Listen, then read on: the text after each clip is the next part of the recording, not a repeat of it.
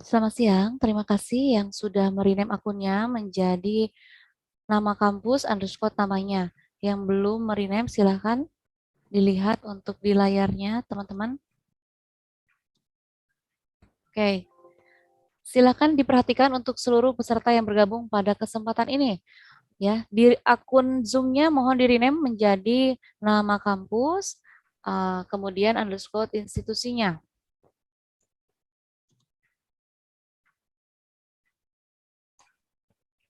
Nah, seperti ini ya contoh Piksi Dinda begitu ya. Nanti ada Akatek mungkin atau yang lainnya silahkan untuk di-rename. Bagi yang tidak sesuai dengan aturan panitia pada hari ini, pada kegiatan Piksi International Conference ini, mohon maaf apabila kami mengeluarkan dari Zoom karena kami anggap yang bersangkutan bukan peserta resmi dari Piksi International Conference. Kepada panitia, silakan untuk dicek. Bagi yang tidak sesuai, mohon untuk di-remove saja dari peserta Zoom. Oke, yang berhak hanya yang sesuai saja. Oke, terima kasih yang sudah merename akunnya.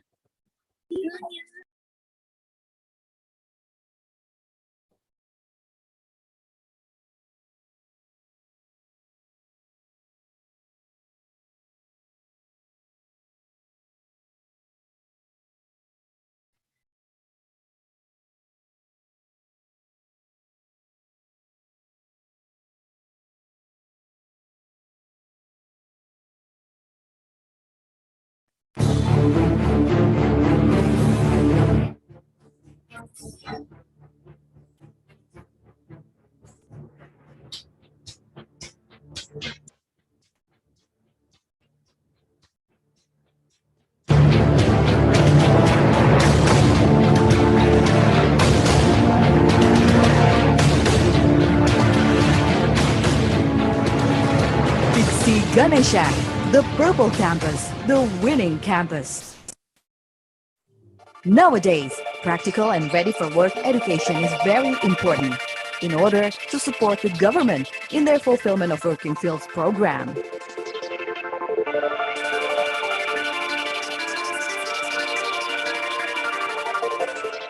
A competence-based higher education is one of the solutions in developing a much advanced and independent in Indonesia.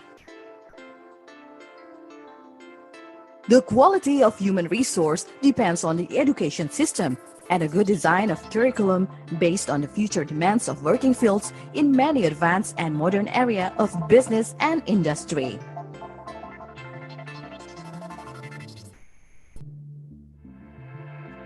Located in the center of Bandung, West Java, Indonesia, Piksi Ganesha, also known as the Purple Campus, the winning campus, is committed to deliver the best quality of education. It is proven by our experience of running campuses all over Indonesia with more than 15,000 students. We also run vocation schools and hospitals, hotels, and other business units under the Piksi Ganesha Group. As the president of Piksi Ganesha Consortium, we are very pleased that many people are success and useful for the others. We keep on growing and developing as we educate skilled and professional resources to become the nation's qualified, virtuous, creative, and independent assets. Piksi Ganesha's programs excels in curriculum, facility, practicum and laboratories, field studies, and working internships, as well as ethic and character building, which creates high demand from many companies for its graduates. Known as the Purple Campus, the winning campus, Piksi Ganesha guarantees all graduates will excel in competence in the form of competence certification. The Piksi Ganesha campus provides Diploma 3 and Bachelor degree programs with these specifications: Business Cluster, Finance Administration, Accounting, Computerized Accounting, Business Management, Industrial Management, Shariah Economic, Shariah Banking, Computer and IT Cluster, Informatics Management, Medical Records Informatics, informatics technology, electronics technology, and automotive technology. Health cluster, medical records and health information, hospital management, pharmacy, health analyst, and physiotherapy. Bachelor degree programs or Strata 1 programs, business management, computerized accounting, informatics management, and medical records informatics. Piksi Ganesha is an Indonesian private consortium with the largest number of students in Indonesia. Its vision is to become the best college in creating professionals with strong faith and obedience in God Almighty in order to conquer the challenge of globalization era in Indonesia. Amongst the excellence of Piksi Ganesha are international classes, regular classes, employee classes with complete facilities and infrastructures, cozy classrooms with air conditioning, in focus, internet hotspot, CCTV, language laboratories, computer and electronic lab, automotive lab, medical record lab, hospital lab, pharmacy lab, health analyst lab, physiotherapy lab, library, insurance, video conference, and web-based informatics system. To be in here, I can be part of international students who can study and interaction with local. Studovat na Univerzitě Piksi Ganesha se stalo pro mě vážné. Supported by professional teaching staff that vary from expertise to Strata 2 and Strata 3 academicians ready to give the best in creating excellent and independent graduates. Piksi Ganesha is frequently active in organizing local and international scale trainings, seminars, and workshops. It is progressive global competition that draw Piksi Ganesha to enhance its quality internationally. Therefore, Piksi Ganesha have arranged several collaborations with domestic and foreign institutions. And more to come. Many campuses all over the world is ready to collaborate to improve the quality of education in Piksi Ganesha. And not only studies, Piksi Ganesha also provides student activity units as non-formal means for students to improve their selves, practicing communication and leadership skills, as well as honing their self-potential that will allow themselves to be happy and comfortable while studying here.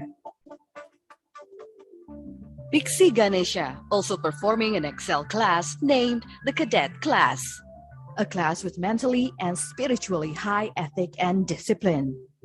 The Cadet Class is a way to create independent and strong national charactered students. Piksi Ganesha also frequently organize open for public labor markets in order to help their graduates meet wide range access of recruiter from services to industries. Many of them are Piksi Ganesha's partner in Indonesia. It has been proven that Piksi Ganesha's graduates have become excellent, skilled, and easily recruited in many working sectors: finance, banking, retail, hospital, pharmacy, health laboratories, programmer, informatics system, computer network, administrator, office administration, manufacture industry, and many more. Several Piksi Ganesha's graduates have also become entrepreneurs. Acting as head of BNI Bank.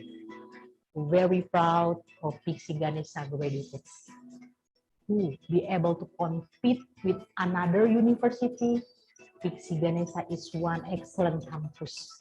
Piksi Ganesha, students almost have a good ethics and competence in several fields. So, all our recruitment needed are provided in Piksi Ganesha. Thank you. I will never forget the Purple Campus Piksi. Baik, terima kasih kepada moderator. And we now Professor Rashidon and then Prof. Nauzia from Bangladesh and Prof. Rashidon from Philippines already joining us. Good day, sir. Good day to Director of Politeknik Piksi Ganesha, Dr. Pri. Hello, good day. Assalamualaikum warahmatullahi wabarakatuh. Good afternoon. Waalaikumsalam. Magandang hapon to Professor Rashidon. Hello, Dr. Rashida. Good afternoon, Dr. Ah, Pini. good afternoon. How are you, Prof? I'm doing fine. Thank you so much. No, you It's are in nice. Manila or in the... I am in Manila right now. Oh, okay. Thank you very much for your joining this Of time. course, I cannot say no to you. Sure. Yeah, greeting from our member from Academic International Consortium of Indonesia, because we have more than 800 institutional member in all over in Indonesia, also from several universities in Philippines like Mindanao, Davao, also in General Santos. Yeah, thank you once again. Thank you for inviting me to be part of this conference. Yeah, okay. Thank you very much, Prof. And then Miss Santi as the moderator also already joined, sir. Halo Prof Nauzia. Assalamualaikum Prof Nauzia. Waalaikumsalam. How are you? Thank you very much. How are you, Prof? I'm Alhamdulillah doing well. In what time in Bangladesh time today? 1 hour. I think it's now 11:15. Oh, 11:15. So one hour before Indonesian time. Yes. Okay. Thank you very much for your joining, Prof Nauzia, to become our international speaker in our conference. Let me wait for a while to opening ceremony. Okay, thank you very much. Thank you, Prof. And Ibu Santi, halo Bu Santi. Selamat siang Bapak, halo. Halo, selamat siang. Bu Santi, this is our moderator that who guide in our conference, Prof Nauzia and Prof Rachidon, also Prof Ardi. Silakan Bu Santi untuk greeting to them. Hello, Prof from Bangladesh and Prof Dan, how are you? Long time no see. This is the second time we have webinar virtually in this year. Hopefully next year we can see each other. Also to you, Mom, from Bangladesh. Nice to meet you. See you too in Bangladesh, yeah. Good. You're most welcome to Bangladesh. Okay, thank you. Participants, more than 900 participants today. Before starting the conference, I would like to say something to Prof. Teddy. Already joined? Oh, belum. Prof. Ardi from Germany. Yeah, because we wait from Germany. But I think it's better to shall we start now? Do I? Yes, sir. But first, maybe let me show one song from Indonesia about Indonesia Wonderland. It's okay, sir? Okay. Okay. Okay. To operator, please.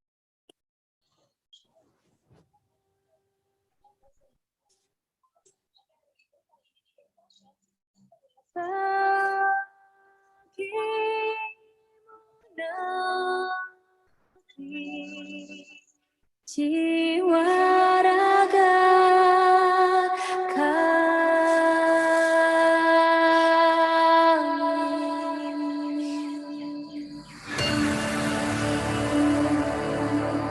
Indonesia is the most beautiful land in the universe.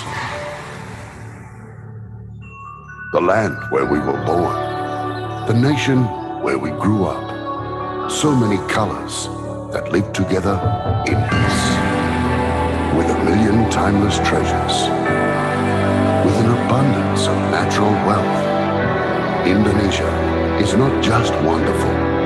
Indonesia is a wonderland. Kota baru ujungnya bagai jauh, bagai jauh, mana ku di Samantaramu, mana ku di Samantara. Katamu lawannya adinda, adinda iman di dadara, sama layak iman di dadara, sama layak. Sayang, sayang, si patung.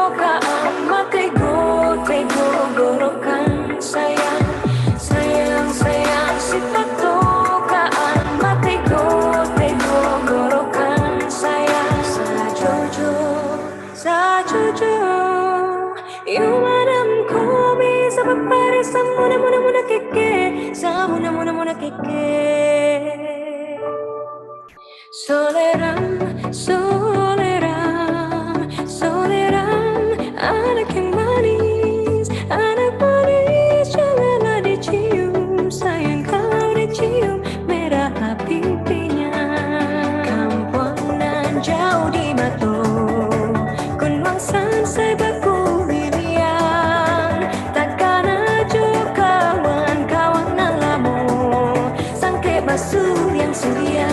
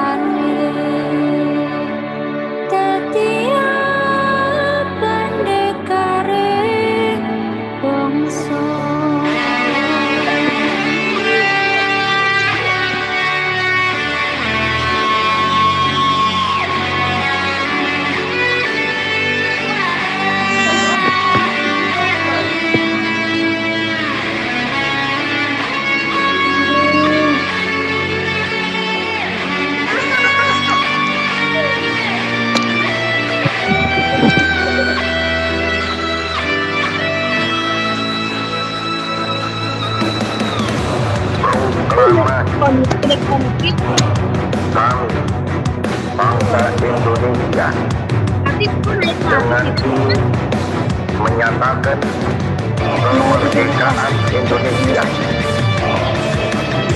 Hal-hal yang mengenai pemindahan kekuasaan dan lain-lain diselenggarakan dengan cara yang sama dan dalam tempo yang sesingkat-singkatnya. Jakarta, 11 Agustus 1945, atas nama bangsa Indonesia, Soekarno, Hatta.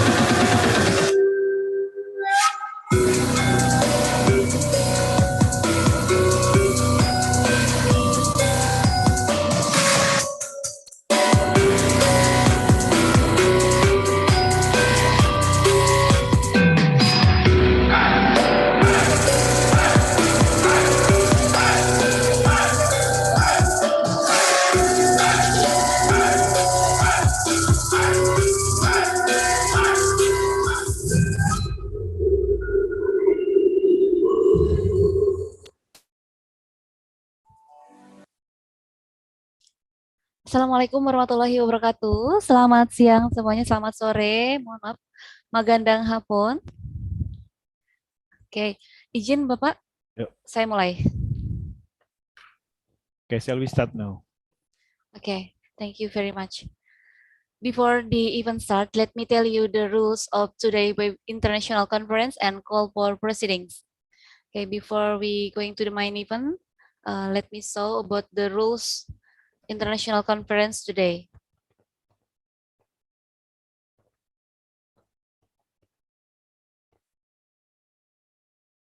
Okay, is it clear? Okay, this is rules of international conference and call for proceeding.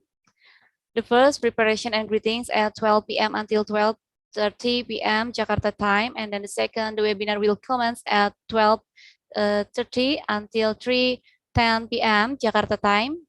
The third, all program delivered in English, but if any participant who want to deliver in Bahasa, the moderator will translate it. Fourth, participant can ask questions via the Q&A chat room or directly with audio on by moderator. Fifth, to be able to identify participant, please write down your name, underscore institution, underscore added to, and underscore question. And this is important point. This is joint format for Zoom meeting today or international conference today. Please rename your Zoom account, please, with format name underscore name of campus underscore name. For example, Piksi underscore Dinda. And then please mute your audio and tune on your video during webinar. Namanya nggak ada. Okay. And second, don't say a word or statement that are offensive personally or to groups. And the third, prepare question and respond according to the topic of webinar on international conference. And fourth, avoid interrupting the speaker who is answering the questions. And five, participants who don't follow the rules will be kicked out by the committee. And the important point once again is please open your camera during the international conference today.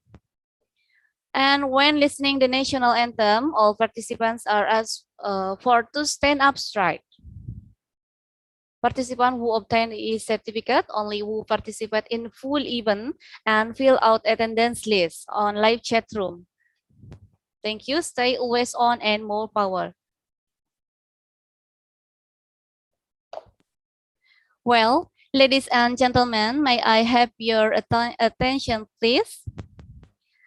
The Piksi International Conference and call for proceeding is about to begin. Please have a nice seat. Thank you very much for preparing yourself to join our Piksi International Conference on Knowledge and Sciences 2021. Assalamualaikum warahmatullahi wabarakatuh. Selamat siang. Magandang hapon. Waalaikumsalam warahmatullahi wabarakatuh. Selamat siang, Bu. Okay. His Excellency, the Director of Polytechnic Piksi Ganesha, and also President of Academic International Consortium of Indonesia, and also Chairman Higher Education Association of Indonesia Hospital Administration or PPTRC, and also Chairman Higher Education Association of Indonesia Vocational or PPT Vokasi Indonesia. He is Dr. H.K. Priyatono AH, Eskom MM, MOE, CMA, MPM. The Honorable the first Professor Rasidon P. Benarte, PhD, as the Managing Director of APCOR and Vice President for Research Extension and Linkage Philippines.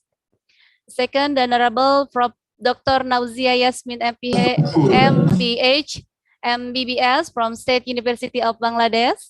The Honorable Professor Insinyur Teddy Mantoro, MSc PhD, SMI Triple E, as the Chair of the Computation Intelligence Society IEEE Indonesia Chapter. The Honorable Prof. Dr. Ardi Marwan, SPD, MED, as Education and Culture Attaché Indonesia Embassy of Germany. The Honorable Mrs. Santi Kristinawati, SSM Hum, CPSP, as the Head of International Affairs, Polytechnic Piksi Ganesha. Respectable all delegates, lecturers, students, rectors, chairman, leader from university, and the audience here that we are proud of. Firstly, let's thank to the Almighty Allah Subhanahu wa Taala who has given us some mercies and blessings so that we can attend in this international conference and call for proceedings without any troubles and obstacle. Salawat and salam might always be given to our Prophet Muhammad Sallallahu Alaihi Wasallam who has guided us from the darkness to the lightness. Okay, everyone, I'm Susi as your master ceremony on this afternoon. Welcome to the International Conference and Call for Proceeding, Piksi International Conference on Knowledge and Sciences 2021. We would like to thank you everyone here for taking time attend our remarkable international conference. To start our opening ceremony today, allow me to read today's agenda. The first, opening, second, national anthem, third, opening prayers, fourth, speech from the Director Polytechnic Piksi Ganesha, and the same time he is the President of Academic International Consortium of Indonesia, and also the fifth, virtual documentation, and then sixth, international conference and call for proceeding about multidisciplinary context in empowering the potential research survival during the COVID-19 pandemic, and also sharing in business, IT, health perspective. 7, question and answer. 8, closing by praying and then closing. Those are the today agendas which will be present soon. Dear audience, ladies and gentlemen, I would like to invite you to stand up, please, for singing together Indonesian anthem first.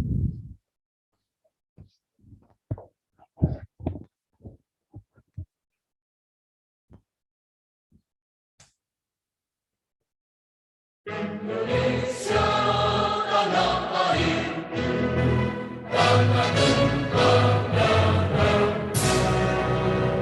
Di sana kau aku berdiri, jadi anduk itu. Indonesia kebangsaan, bangsa yang tanah air. Marilah kita berseru, Indonesia bersatu.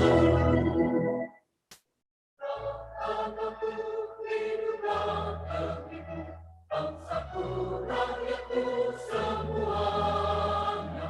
Bangunlah jiwanya, bangunlah badannya, untuk Indonesia Raya. Indonesia Raya, merdeka, merdeka, tanahku, negeriku yang ku cinta. Indonesia Raya, merdeka, merdeka, hiduplah Indonesia Raya. Indonesia Raya, merdeka, merdeka, tanahku, negeriku yang ku cinta. Indonesia Raya, merdeka, merdeka, hiduplah Indonesia Raya. Please stand up. Next, for singing together Philippine anthem.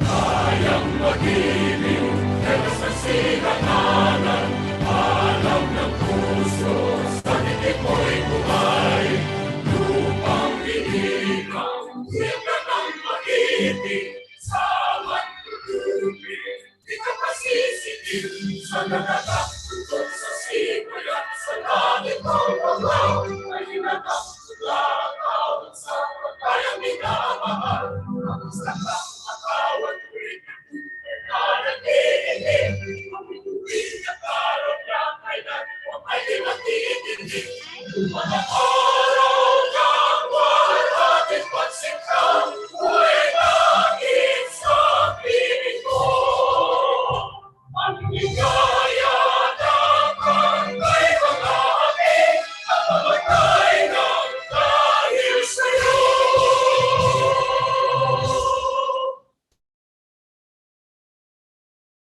Okay, next, singing together Bangladesh anthem.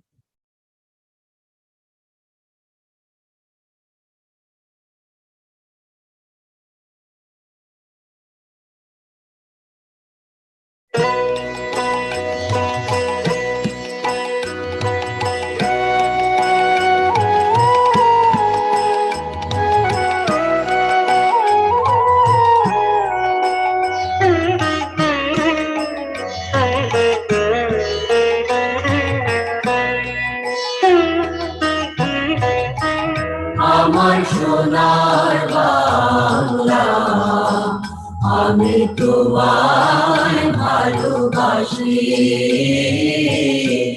চিরদিন তোমার আকাশ চিরদিন তোমার আকাশ তোমার বাতাস আমার প্রাণে ও মা আমার প্রাণে বাজায় বাঁশি সোনার বাংলা আমি তোমায় ভালোবাসি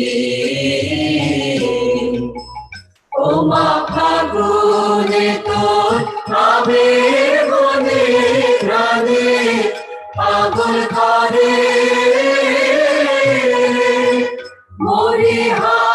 মরিহার হায় রে ও মা ফাগুনে তোর আবের বনে প্রাণে পাগল করে ও মা প্রাণে তোর ভরা খেতে কি দেখেছি আমি কি দেখেছি মধুর হাসি সোনার বাংলা আমি তোমায় ভালোবাসি বিশুভাকে ছায়া গো স্নেহ কি মায়া গো কি আঁচল বিছাইছ বটে মূলে নদীর কূলে কূলে মাতর মুখের বাণী আমার কানে লাগে সুধার মতো মরিহার হায় রে মাতর মুখের বাণী আমার কানে লাগে সুধার মতো মাতর বাদন খানি মলিন হলে আমি নয়ন ও মা আমি নয়ন জলে ভাসি সোনার বাংলা আমি তোমায় ভালোবাসি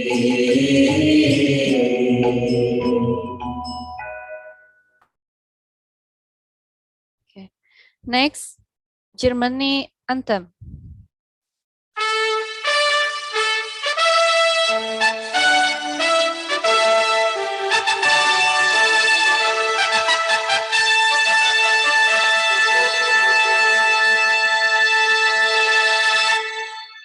Deutschland, Deutschland,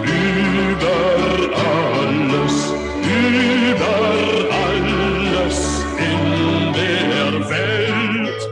Wenn es steht zum Schutz und Trotze, brüderlich zusammenhält.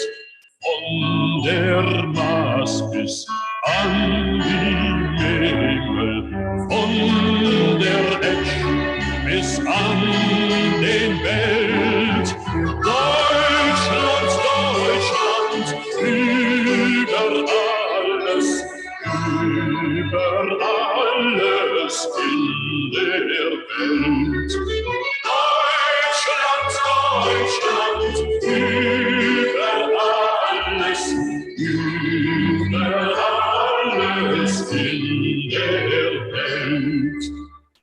Deutsche Frauen, deutsche Treue, deutscher Wein und deutscher Sang sollen in der Welt behalten ihren alten schönen Klang und zu edler Tat begeistern unser ganzes Leben lang. Deutsche Frauen, deutsche Treue, deutscher Wein deutsche Frauen, deutsche Freunde, deutsche Weib und deutsche Sang.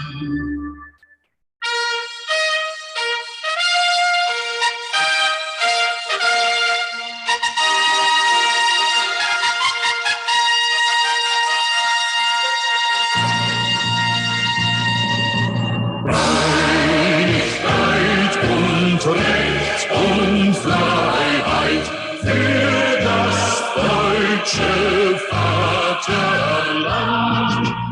Danach lasst uns alle streben, brüderlich mit Herz und Hand. Heiligkeit und Recht und Freiheit sind des Glückes Unterpfand.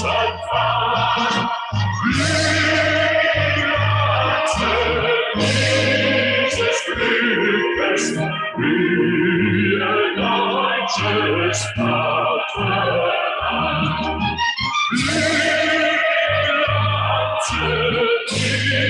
Dieses Glückes, wir deutsches Vaterland.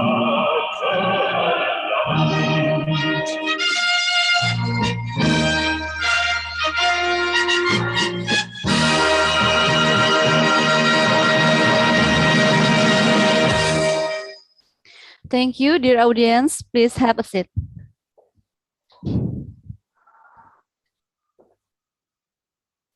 Okay, next moving on the third agenda. Let's open this agenda by praying to operator. Please, time is yours. Thank you very much. Assalamualaikum warahmatullahi wabarakatuh.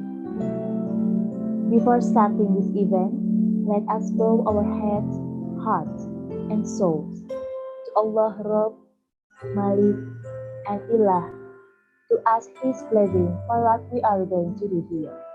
A'udzu billahi minasyaitonir rajim. Bismillahirrahmanirrahim. Alhamdulillahi rabbil alamin. Hamdan yuwafi nikmahu. Ya Rabbana walakal hamdu walakal syukru. Allahumma salli ala Muhammadin fil awwalina wa akhirin. Allahumma ya Allah, our God, by giving praise and thanks to you for all your graces and gifts you have given us, to our leaders, to our people and country. Allahumma ya Allah, ya Rabbana, ya Karim. Turn this international webinar into a useful body of knowledge, producing beneficial outcomes for the health and safety of our people and our country. Ya Allah, this event is intended not only to have fun, for that we ask for your guidance and guidance so that we can run it well, for the health and safety of our community in the future. Allahumma ya Allah, ya Rabbana, ya Karim, ya Taha. Present us all here, the churches, such persons, lecturers, and students to have a trustworthy nature. If we are leaders, make us trustworthy leaders. If we are ordinary lecturers and students, make people trustworthy. Because we believe that trust will bring you pleasure. Oh Allah, only to you do we serve, and to you alone we ask for help.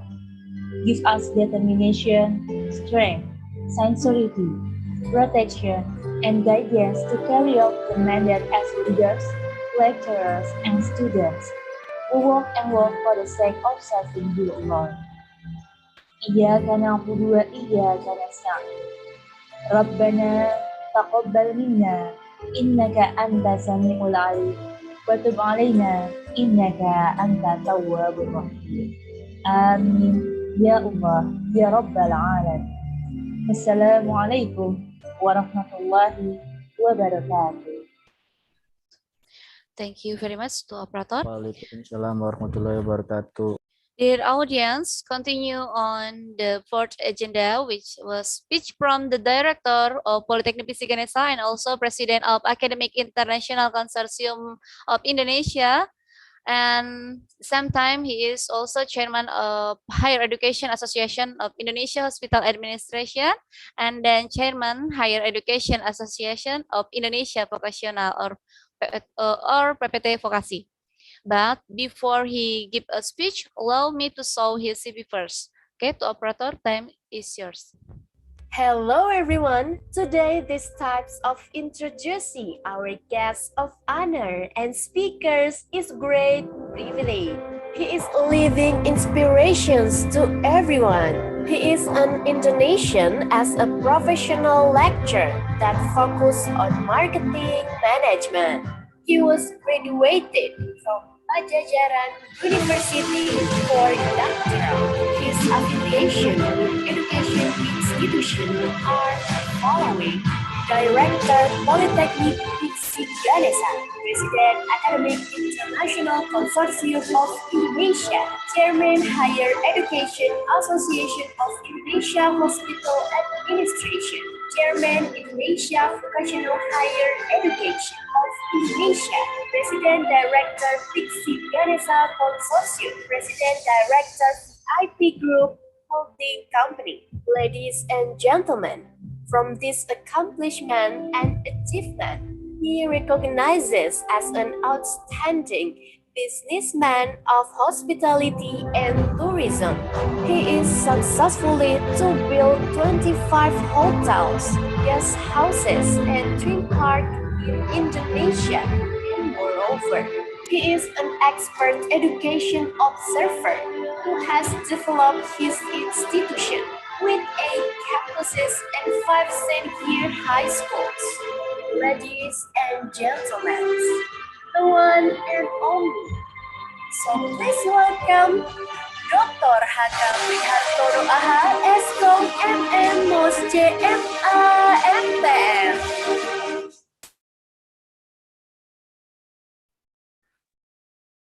Okay. Thank you very much. Bismillahirrahmanirrahim. The Honorable Professor Rachidon P. Bernarte, PhD, as Managing Director of from Asia Pacific Consortium of Researchers and Educators, or APCOR. Thank you very much. The Honorable Professor Dr. Nauzia Yasmin, MPH, MBBS from State University of Bangladesh. Professor Dr. Ardi Marwan, Education Attaché, Indonesian Embassy of Germany.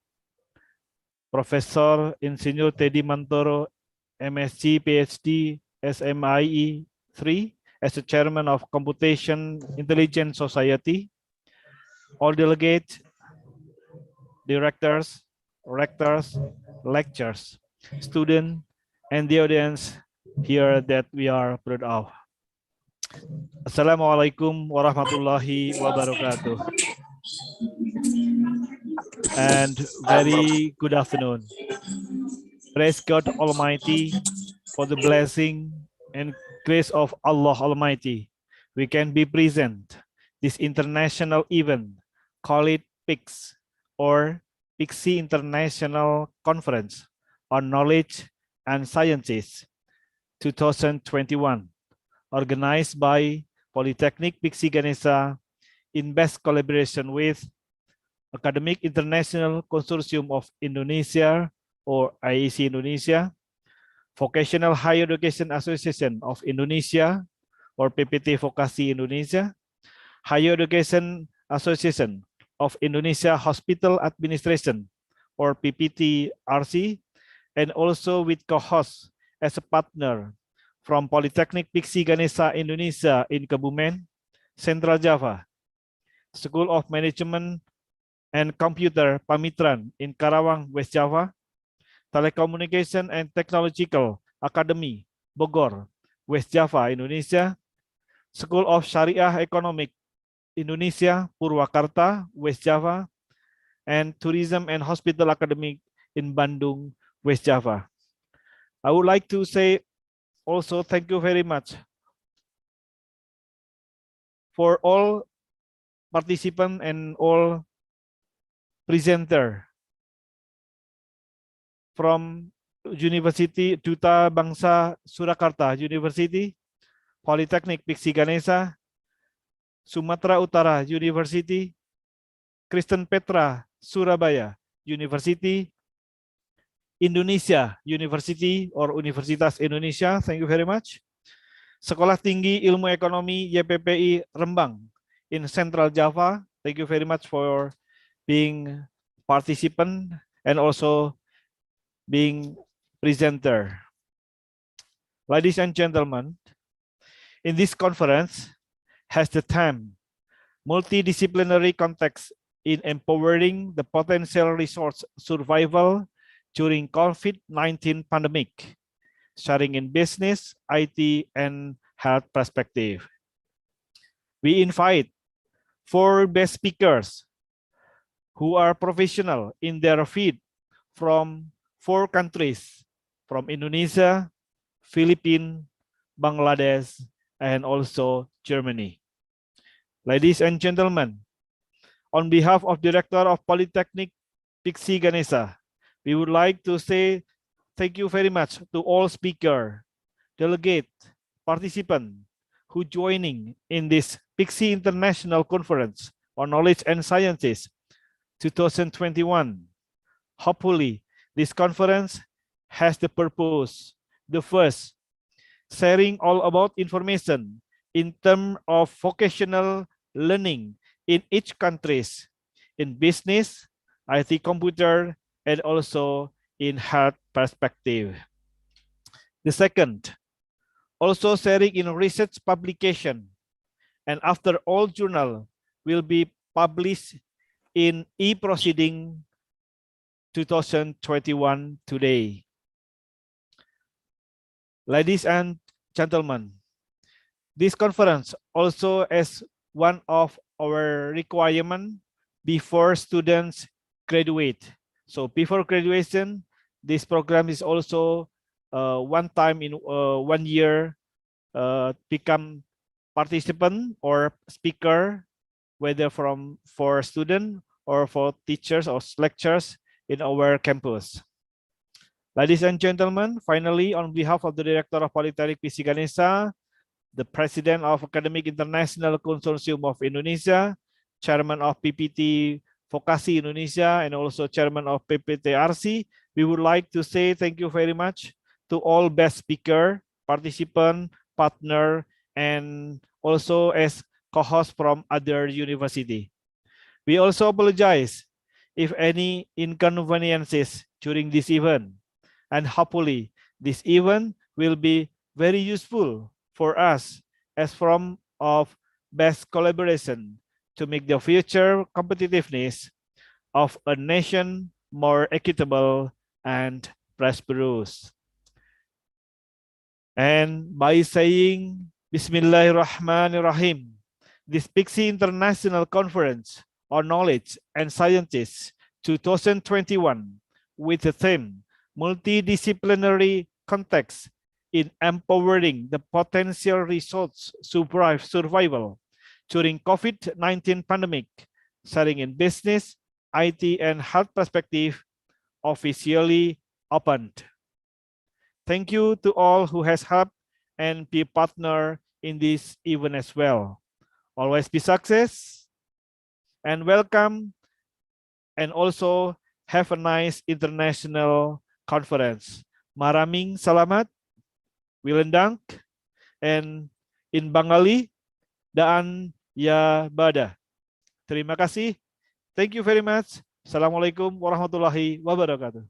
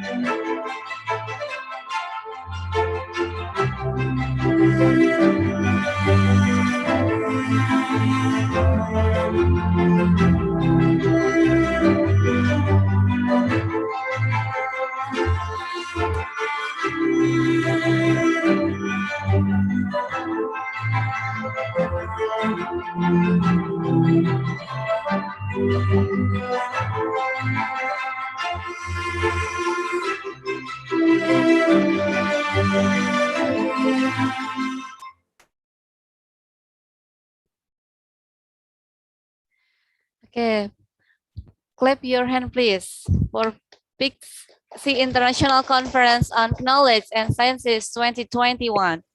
Okay, thank you very much to Director of Politeknik Piksi Ganesha, Dr. H.K. Priyatonaha, Dr. Andes Esos, Eskom, MM, MOS, CMA, MPM for a very useful speech for all of us.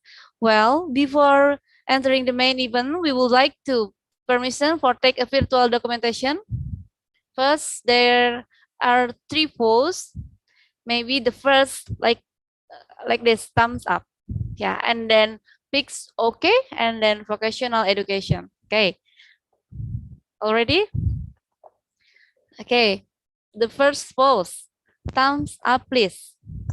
Okay, to operator, please prepare. Okay. I will count 1, 2, 3. Okay, maybe some next slide. Okay, maybe some slide. Okay, still thumbs up. Okay, 1, 2, 3. Okay, still thumbs up. Isa Dawala Tatlo. Okay, next pose. Okay, Piksi International Conference like this. Okay. Okay. 1, 2, 3. Oke, masih Pix oke? Oke, siji loro telu. Oke, still Pix oke?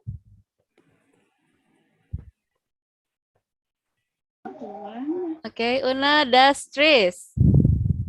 Okay, and the last pose, vocational education like this, like sarang. Okay, ready? Okay, hiji, dua, tilu. Okay, next. Wahidun Isnani salah satu. Okay, same pose. Okay, next slide. Okay, siji, loro, telu. Okay, thank you very much for our virtual documentation. Dear audience, ladies and gentlemen, as we have finished our opening, to lead the next session, I would like to invite Mrs. Santi Kristinawati to moderate the Piksi International Conference and call for proceeding today. I am Susi, would like to thank you all. Wassalamualaikum warahmatullahi wabarakatuh. And please welcome to Mrs. Santi Kristinawati SSM Home CPSP as a moderator today. Okay, thank you very much for the invitation, Miss I Susi. Thank you very much for the institution who allowed me to lead this conference. My pleasure. National conference. I would like to say thank you for the director and also all of the speaker. We can collect many speakers, many expert speakers from many countries, Indonesia, Filipina, and also Germany and Bangladesh, the newcomer partner in our institution. It is a good news that Piksi Ganesha has a good networking for international scope. And for today, we have 4 speakers, and I will too inform you that the speakers only have around 15 to 20 minutes for delivering the presentation.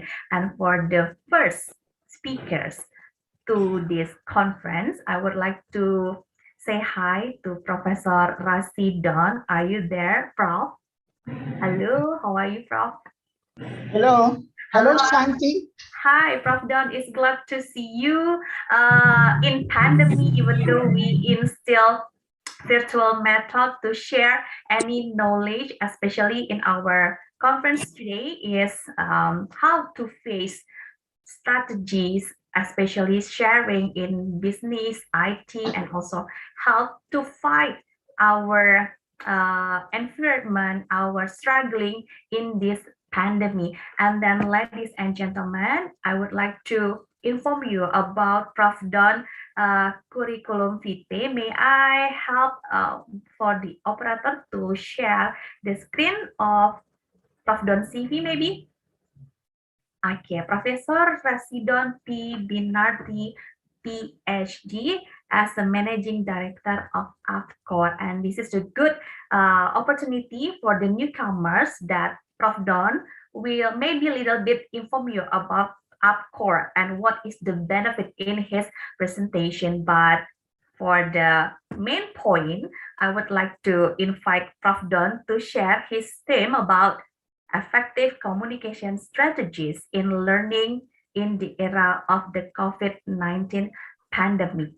Prof. Don, you only have 15 to 20 minutes for your material, and for the participant, you can drop your questions into chat room, and then don't forget to write your name, your question, and your address. Thank you. And then this is your time, Prof. Don. The screen is yours.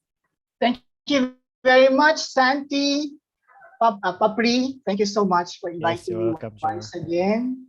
I love to, of course, I'm happy to see Susie as well and all my friends in Polytechnic Piksi Ganesha.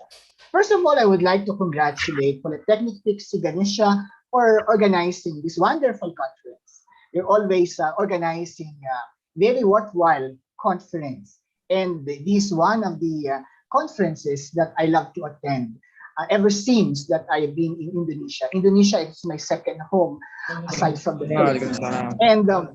And I hope to see again my friends in Indonesia, especially in Bandung, and to eat bebek once more once I visit Indonesia.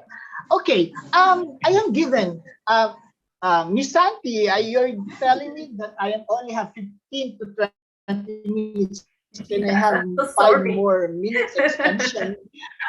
Because I have prepared it quite lengthy, but I'll try my best to present this topic in a very short time. Yeah, you can do that. By the way, I modify.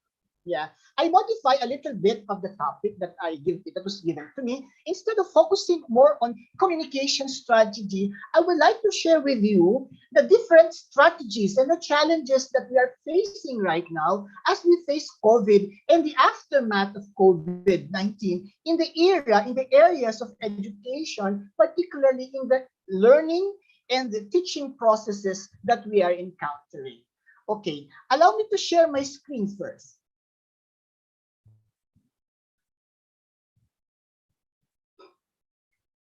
Okay. Can you see my screen right now? Yeah, it's okay. It's clear.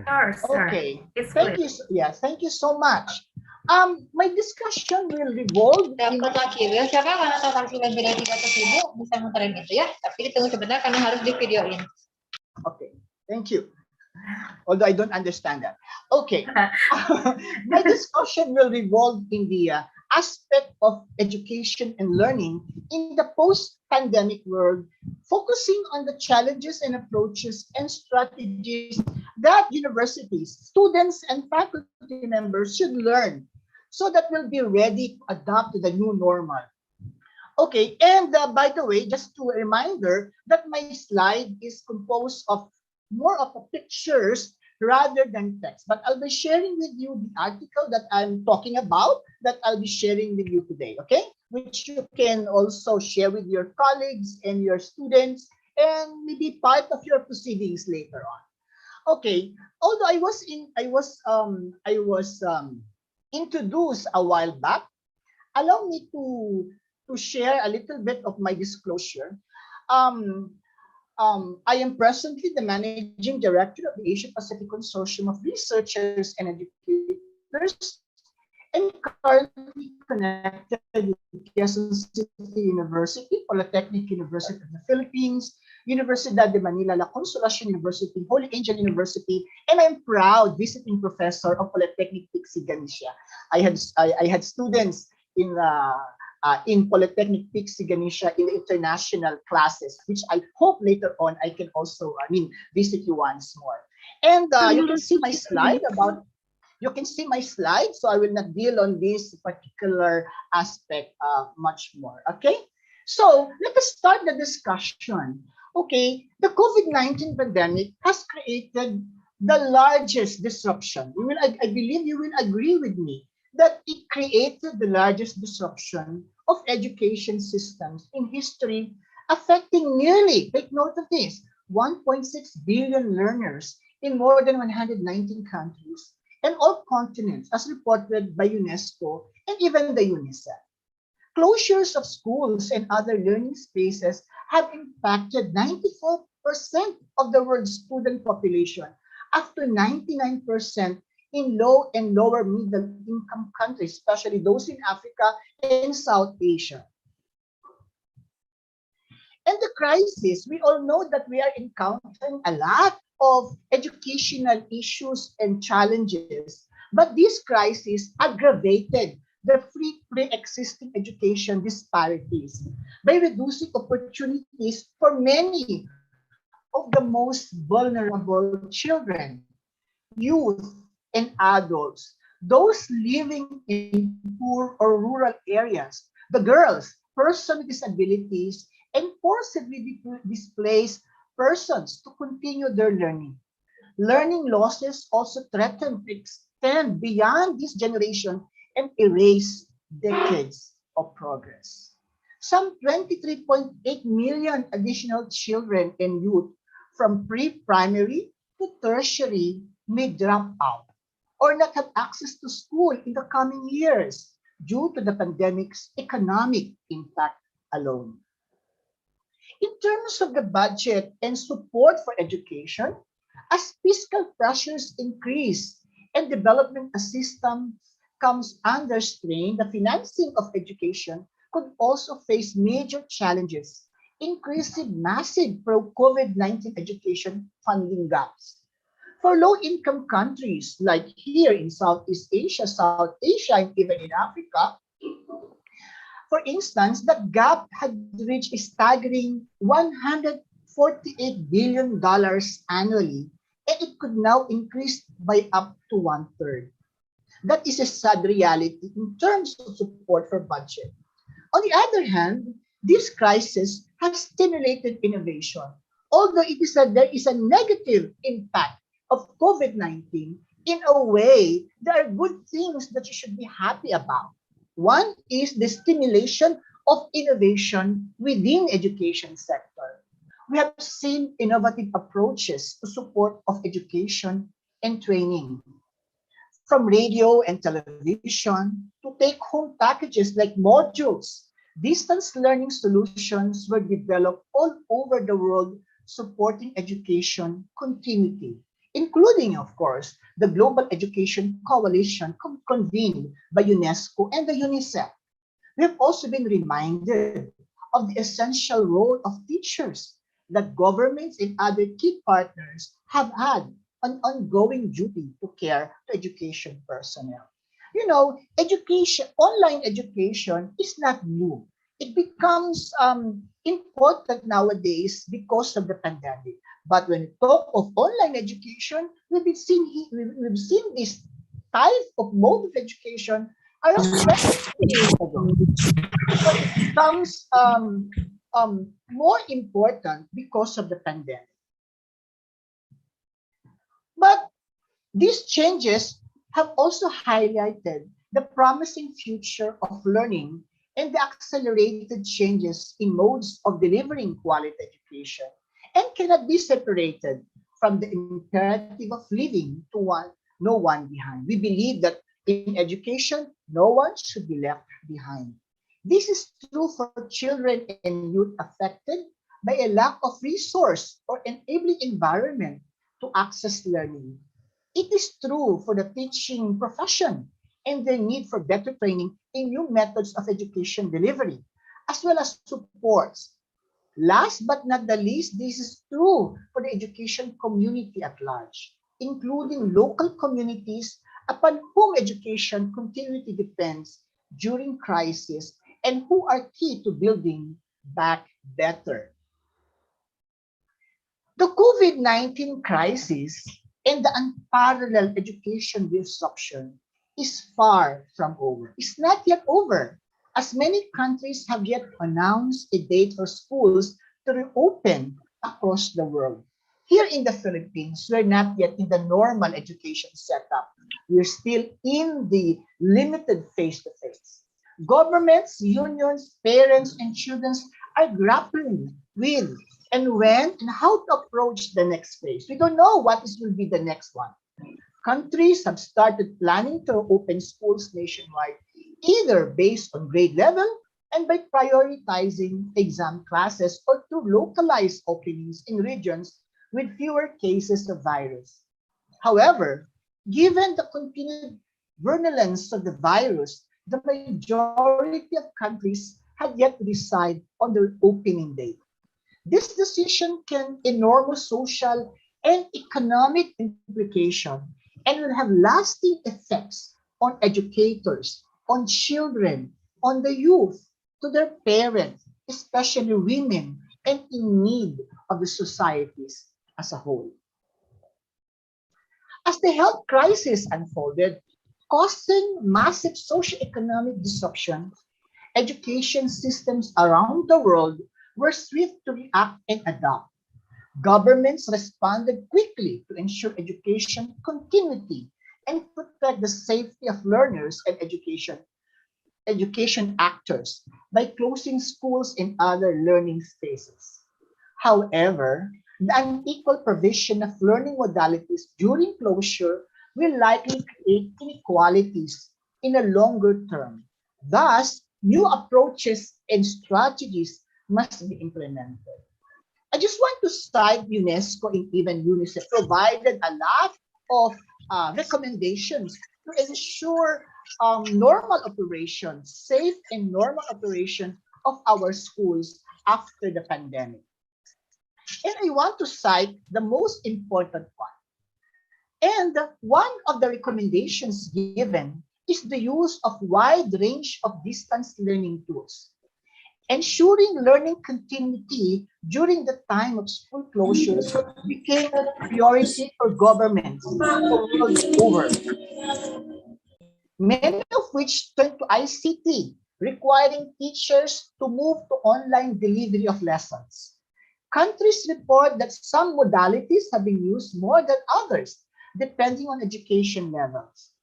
With variability across regions, in areas with limited connectivity, governments have used more traditional distance learning modalities, often a mix of educational television and radio programming, and the distribution of print materials like modules.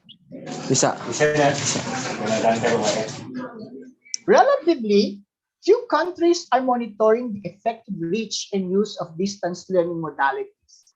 However, estimates indicate variable coverage. Distance learning in high-income countries cover about 80 to 85%, while this drops to less than 50% in low-income countries.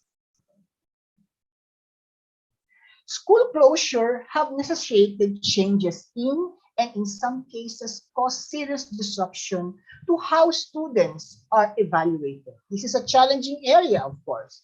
In most countries, exams have been postponed. In a few, they have been canceled, and in others, they have been replaced by continuous assessment or alternative modalities such as online testing for final exams. Innovative continuous assessment methods have received a lot of attention. Students' progress can be measured with mobile phone surveys, tracking usage and performance statistics from learning platforms and applications. That's why IT is very important nowadays. And implementing rapid learning assessments identify learning gaps. Every solution has its own challenge, notably in terms of equity. For certain sectors, distance learning came with distinct challenges. In the early childhood subsector, some countries were able to put in place virtual kindergarten for children 3 to 6 years of age.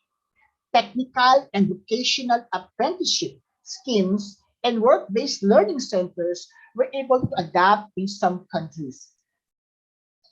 In many higher education institutions, the move to distance learning has been an opportunity to expand flexible learning modalities, setting the stage for sustained shift towards more online learning in the subsector in the future. In the Philippines, we conducted a survey. There is a national survey in the Philippines wherein students in higher education were asked whether they like to continue online learning. Okay, and surprisingly, most of the students would like to sustain that online learning. And in the graduate programs, they believe that it becomes a competitive advantage for universities offering online education. Second item that I would like to share with you, which is now the approach to make adapting to the new normal more smoothly, is to promote inclusive learning. As countries adopt distance learning practices, students with disabilities are facing barriers due to the absence of necessary equipment, internet access, accessible materials, and the support that would allow them to follow online learning. Some countries are developing tools and resources for learners with disabilities and their parents. This requires enhancing accessibility features such as audio narration, sign signal, videos, and simplified text, as well as provision of assistive devices, and to some cases, reasonable accommodation.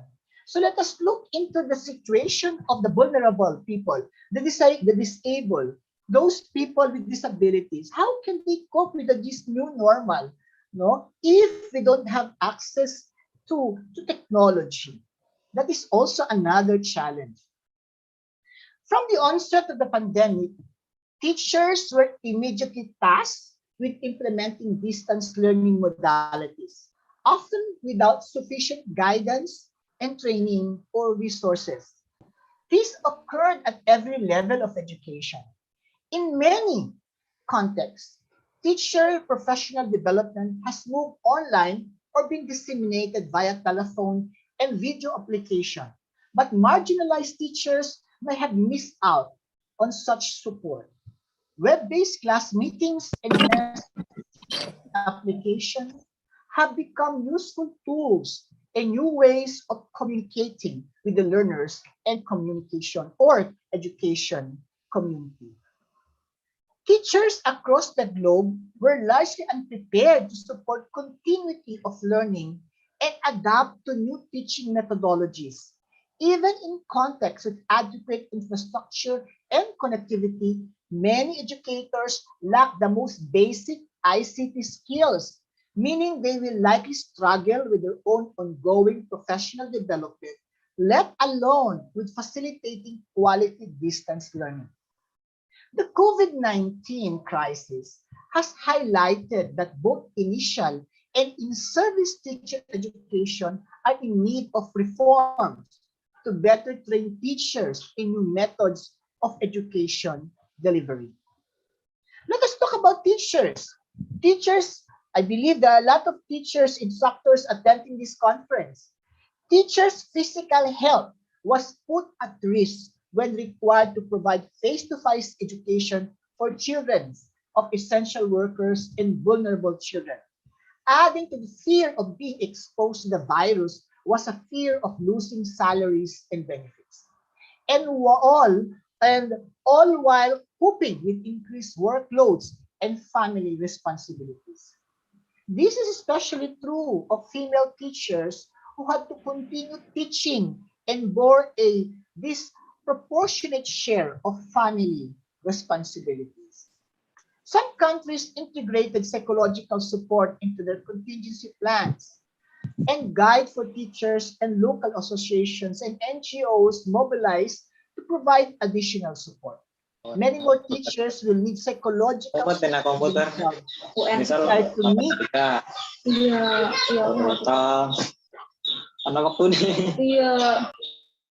Without this, the strain can lead to burnout, resulting in high rates of absenteeism, and can even lead to some teachers to leave their jobs. In the Philippines, just to share with you, 800. I mean, teachers are struggling to have a decent work because of the COVID pandemic, and they encounter a lot of stress and mental health issues. Aside from that, COVID-19 has had varying impacts on employment and salaries of teachers. Just to share with you, in the Philippines, 865 private schools stopped operation. Imagine, 865. And these 865 private schools affected, they have teachers which need job, and they lost jobs. Some of them turned to street peddling, after losing their job during the pandemic. So this is a bad situation which the pandemic caused teachers. As countries began to see a flattening of the curve, some of the countries now open their economies, their businesses, they're back to normal. Many government loosened restrictions in effort to stabilize the economies, including the opening or the reopening of schools, while others have been more cautious and maintained closures, fearing a second wave or a third wave for some other countries. The logistical challenges related to ensuring distance educational continuity during prolonged closures are substantial. Protracted closures threaten the implementation of the academic calendar and of examination and make it to the next impossible to put remedial programs in place. Assessing distance learning further complicated the picture as noted. Finally, there are risks to the well-being and protection of students.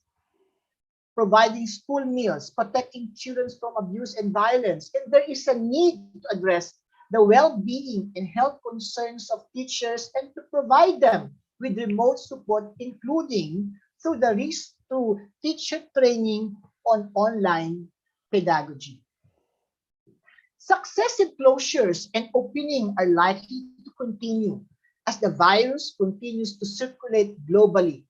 Several countries are planning to implement a hybrid or blended model of education provision. Other countries are significantly reducing class sizes or providing lessons outside. And in many countries, institution requires that most all students and their teacher wear masks and should be vaccinated. So, in the face of global closures of educational institutions and the halting of non-formal training, there has been remarkable innovation in response to support learning and teaching. But responses have also highlighted major divides, beginning with the digital one, or what we call the digital divide. Learning losses due to prolonged school closure mean that many educational outcomes are at risk. For a number of reasons, we cannot return to the world as it was before. That is the reality. We build back resilient. We need to ensure that education systems are flexible, equitable, and inclusive. The massive efforts made in short time to respond to the shocks to the education system remind us that changes previously considered difficult or impossible to implement are possible after all. We must seize the opportunity to find many ways to address the learning crisis and bring about a set of sustainable solutions. So what are the strategies? One, focus on addressing learning losses and preventing dropouts, particularly of marginalized sector. Educational authorities should build on the positive and take heed from the negative lessons from the crisis to resolve around 3 priorities. 1, catching up on learning losses. 2nd, bring back to school learners at risk and dropping out, and focusing on social and emotional welfare of students, teachers, and staff. Number 2, offer skills for employable programs. Measures to address this priority should also fully take into account the necessity of equipping youth and adults with the skills in demand in the global market. So we need to teach our students the important skills like problem solving, communication, self-management, teamwork, creativity, numericity, digital skill, and information for them to survive in this changing landscape of global market. 3rd, support the teaching profession and teacher readiness. It is essential that teachers and communities be better prepared and supported if equitable and inclusive learning in and beyond classroom is to be guaranteed. Technology alone cannot guarantee good learning outcomes. Take note, technology alone cannot guarantee good learning outcomes. More important than training teachers in ICT skills is ensuring that they have the assessment and the pedagogical skills to reach students and their level and to implement accelerated curricula and differentiated learning strategies likely to emerge in the return to school. Digital solutions need relevant content, adequate instructional models, effective teaching practices, and supportive learning environment. Teacher development and professionalization are key to ensure that they are sufficiently qualified. Number 4, expand the definition of right to education to include connectivity entitlement. Considerable attention has given to the use of technology to ensure learning continuity. I guess students here and teachers, you have gadgets, you have devices that you use in your classes. Okay? Those digital solutions to improve teaching and learning, which are institutionalizing the aftermath of pandemic, need to put equity and inclusion at their center to ensure all children may benefit from them. Teachers and learners need free and open source technologies for teaching and learning. Quality education can be provided through content built outside of the pedagogical space and outside of human relationship between teachers and students. Number 5, remove barriers to connectivity. The crisis brought a deeper understanding of the digital divide and related equity gaps, which require urgent attention. Governments and school administrators and development partners need to work together to remove technological barriers by investing in digital infrastructure and lowering connectivity costs. You know, in the Philippines, we are one of the countries in Southeast Asia with the highest internet costs, and we need to lower it down to make it more accessible to the vulnerable, to students, and to teachers. Next is strengthening data and monitoring of learning. Managing the education crisis requires continuous monitoring of data of the students, the teachers, and school levels. This monitoring will need to be based on a mix of existing data and assessment systems and potentially new approaches tailored for this specific context. To reinforce resilience, data should help monitor the learning environment and help assess school accountability. Okay, number 7, strengthen the articulation and flexibility across levels and types of education and training. An important element of resilient education system is their flexibility, which relies on strong articulation between levels and types of education, but also the capacity to mobilize alternative modes of delivery. Meaning to say, hybrid learning offering flexible and quasi-individualized learning pathways for learners requires a mix of pedagogies and approaches, and also the mobilization of alternative pedagogical resources from the national and international platforms. And for students listening right now, it is also important that students should be engaged in COVID-19 environment. Due to the COVID-19, the classroom culture has changed to culture of high distraction. Just like now, okay? We are in Zoom. There's so many distractions, okay? Students are now learning from home, surrounded by all their entertainment devices. Yet, despite their distracting environment, they are expected to either log into class and communicate with the teachers and peers through an entertainment device for which classwork can be done in small part screen or set their own schedule to regularly engage in an asynchronous learning environment. So there are suggestions of how do we engage students in these COVID environment. Okay, there are three suggestions. One is learner to learning engagement.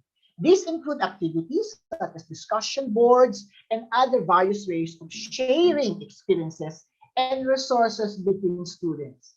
Notably, a feeling of community and belonging in a class can help students to disclose their experiences, allowing students to learn experientially.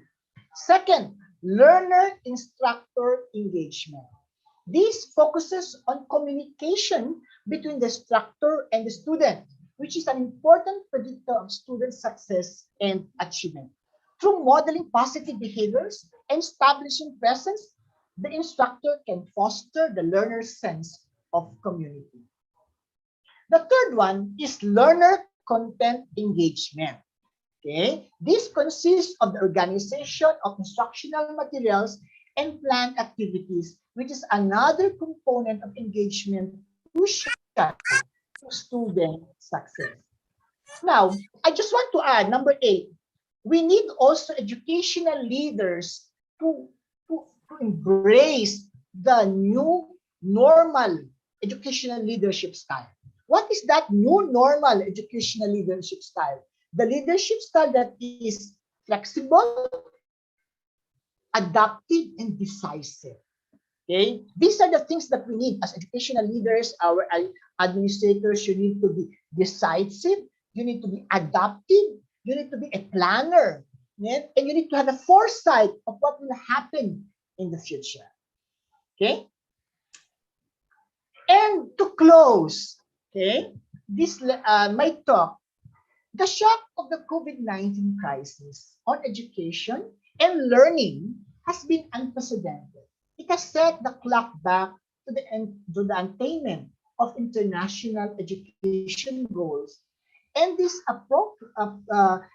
proportionately affected the poorer and most vulnerable.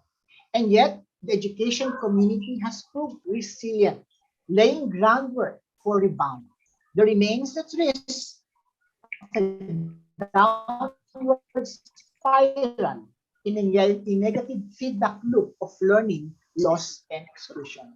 Yet every negative spiral of aggravating socioeconomic circumstances suggests a reverse image of positive spiral, one which would lead to future of education we want. One of inclusive change in education delivery, of unleashing the potential of individuals, and of collective fulfillment in all areas of life through education investment. There is unlimited drive and untapped resources we can count on for the restoration not only of education essential services, but of its fundamental aspiration. It is the responsibility of the government, of school leaders, and administrators, and international community to stay true to principles and conduct reforms, so that not only will the children and youth regain their promised future, but all education stakeholders will find their role in making it happen. With that, I close my talk by saying, terima kasih, mabuhay. Thank you so much for listening. Thank you so much, Prof. Don. It's amazing material that we can see between Indonesia and Philippines have a singular situation that we cannot perfect in internet connection. We cannot perfect in how to give the good facility for online learning because we have a singular situation for the demography. We have many island itself, and this is our difficulties to deliver materials for online learning. And the good point is when we are in the pandemic, so many people has a bad impact for this situation, include the teachers, include the students. The teachers, we can lose our salary because the pandemic. The student they can lose the emotional relationship between their friends and their teachers. That the complicated situation, and we know that we can handle it, but it needs a process, right? Correct. Yeah. That And is then correct. the new normal leadership is just a good point also. Flexibility and also adaptive. In new normal leadership we have to do that, and also the skill that the student. The good thing is Dr. Prihartono possesses that kind of leadership, the new normal leadership, because he has the foresight. He is adaptable. He's decisive. That's why I am very happy that Piksi is surviving despite the pandemic that we have faced. And you know what? In the Philippines, we feel so much. We see a lot of problems, and I hope we have so many Dr. Prihartono to the kind of personality that we need right now. Good leader can create good environment in our institution, Prof. Don. That's Dr. Pri. And then also we can see that our nightmare after this pandemic is learning loss. This is the biggest question, how to handle learning loss, because we cannot monitoring many students with their job for studying, and then we cannot make sure they can get many information suitable about the materials. Thank you very much from Prof. Don. And for the participant that want to give questions, please write it down in the chat room. And also for your information, surprisingly, our participant in this conference, we have 1,700 participants who join in Zoom and also live streaming on YouTube. Wow, Keep applause. Wow, wonderful. Okay, thank you. Shall I continue for the second speaker, sir? I would like to say hi to second speaker, Professor Dr. Nazwia Yasmin from University State Bangladesh. Okay, we have to say hi first to Professor Dr. Nauzia. Hello everyone. Hi, Prof. How are you? I'm good. Alhamdulillah. Alhamdulillah. So I would like to share your information first for the participants. Professor Dr. Nauzia Yasmin completed her education, Master of Public Health in University of Sydney, Australia in 2000, Certificate in Clinical Ultrasonography, Bangladesh Institute of Medical and Dental Technology, Dhaka, Bangladesh, Bachelor of Medicine and Bachelor of Surgery in Dhaka Medical College, Dhaka, Bangladesh, and also Higher Secondary Holy Cross College, Dhaka, Bangladesh, Secondary School Certificate, Azimpur Girls High School, Dhaka, Bangladesh. And this screen will be yours, Prof. Nauzia. You only have 15 to 20 minutes to delivering your material. Professor Nauzia, Okay. this is your time. This is your screen. Thank you very much, Shanti. It's really a pleasure for me to be here. So I'll just share my screen. In the meantime, good afternoon to you all and welcome to this wonderful, timely conference on knowledge and science during the COVID-19 pandemic. So I'll just share my screen. Can I share my, yeah, I can. Okay, this is my presentation.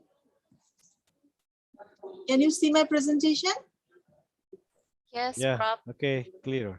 Okay, thank you very much.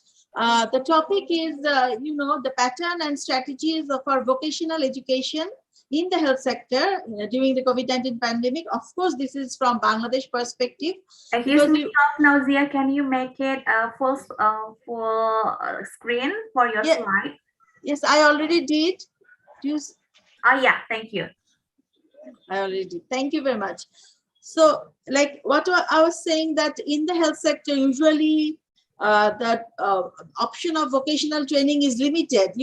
There is a provision of many vocational and hands-on trainers or professionals. There is provision in the health sector, but actually we are not that much equipped to welcome them, I would say. So let's move on. You all know me. I'm Professor Dr. Nauzia Yasmin. I'm the Dean of School of Health Science at State University of Bangladesh. It's a private university in Bangladesh, and it's really a pleasure for me to be here today. Let me just 1 second. I'll just make my screen a little bit smaller so that oops, not right.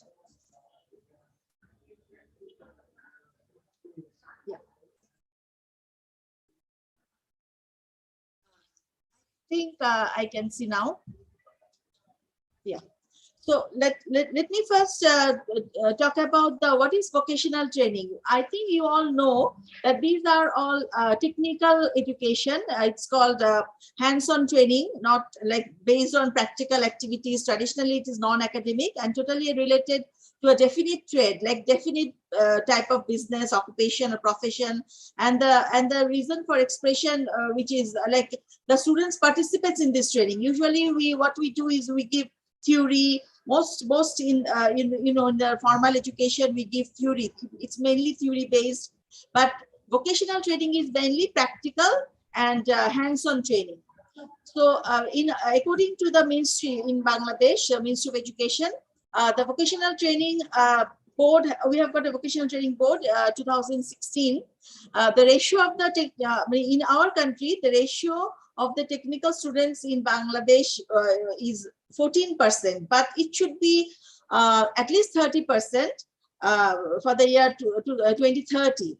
It is our target. But actually, we have seen that our Bureau of Statistics, we call band base, they calculated that it is much less than that. Like actually nowadays, the vocational training institute is only 8.44%, which is very less for a country. It should be at least 30% of the overall education system. So I would just go through what are the technologies like technology and vocational education. What does it means in a little bit elaborate manner? Like rapid changes in development of science and technology in recent years has affected vocational education institution, labor markets, and students. It is the finding of a study. You can see the reference I've given here. And also technology is necessary consequence of science and human society. You all know that technology is very important, and especially in health sector, we need phlebotomists, we need technicians, we need technicians who can administer oxygen during this COVID-19 pandemic. So all this is very important for our for advancement of any developed country. So the concept of having a profession through training and performing the profession is the best way that affects the lives of the people and the society. You all will agree with me. And it is also clear that vocational and technical training is an important role plays an important role in the lives of the people and the society. It is also finding of a study. You can see it was done in 2002. So let's move on.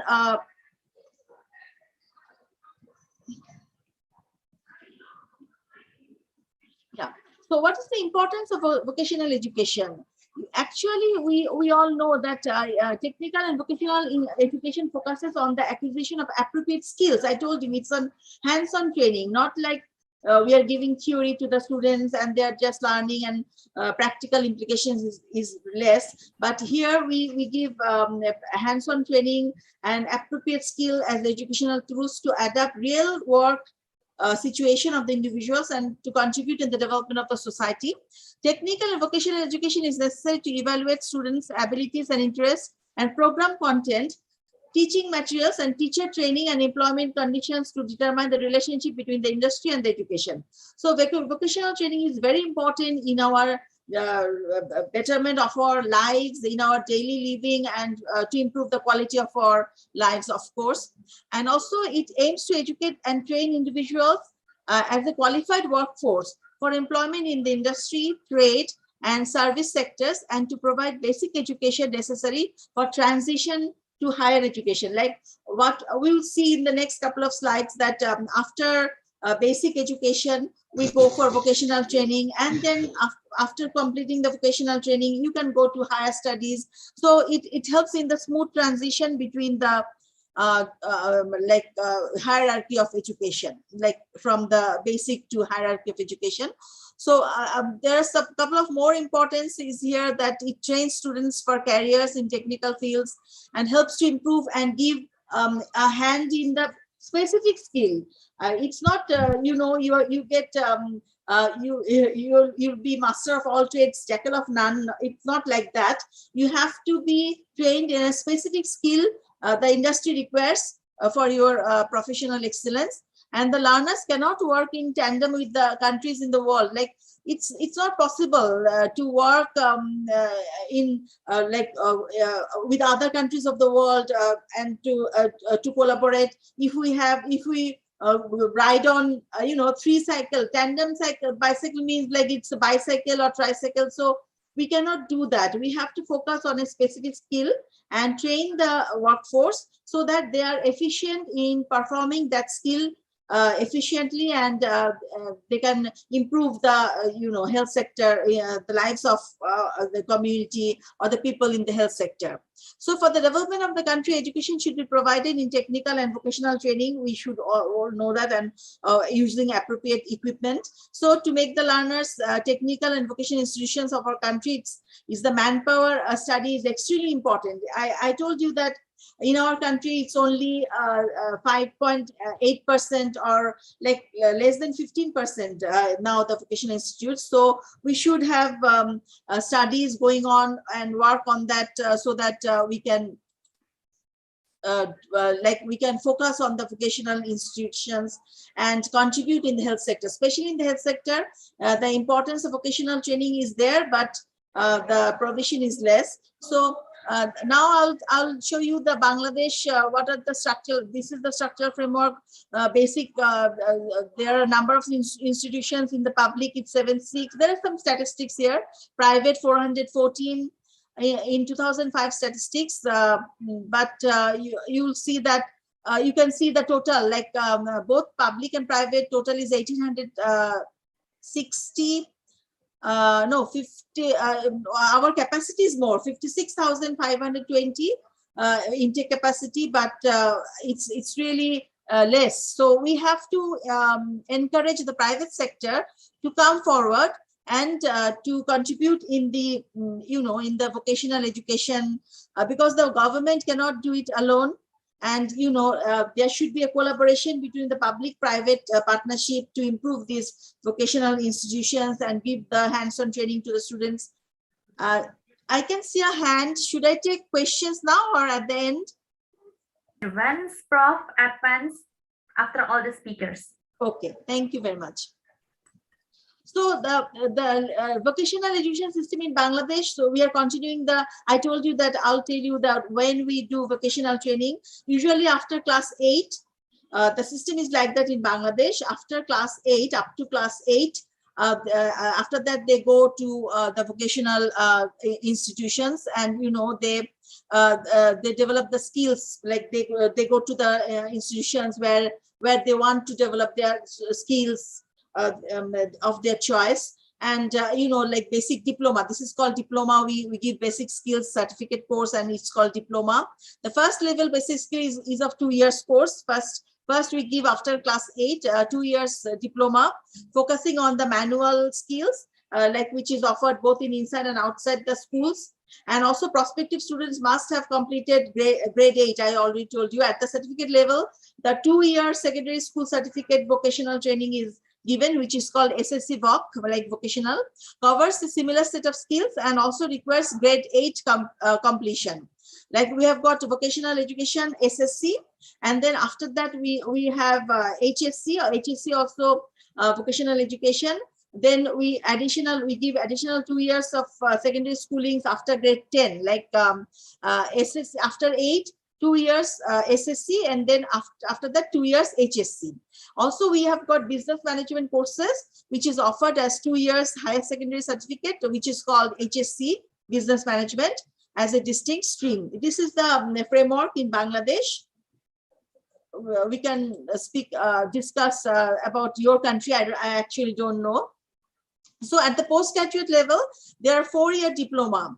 Usually what we do is in the postgraduate level, after completing the HSC, they can do 4 years diploma level in the post-secondary level, which are offered through polytechnic institutions. We have got different polytechnic institutions such as textile, or like engineering, tech companies, and these basic skills and certificate levels courses can be classified as vocational education, while the diploma level courses can be classified as vocational post-secondary training. So this is the framework of Bangladesh. In an attempt to increase the capacity of the system over recent years, the government has facilitated a significant expansion in the private sector. I told you the private sector should come forward and contribute in the vocational training program, especially in the health sector, because in the health sector the scope is very limited in our country.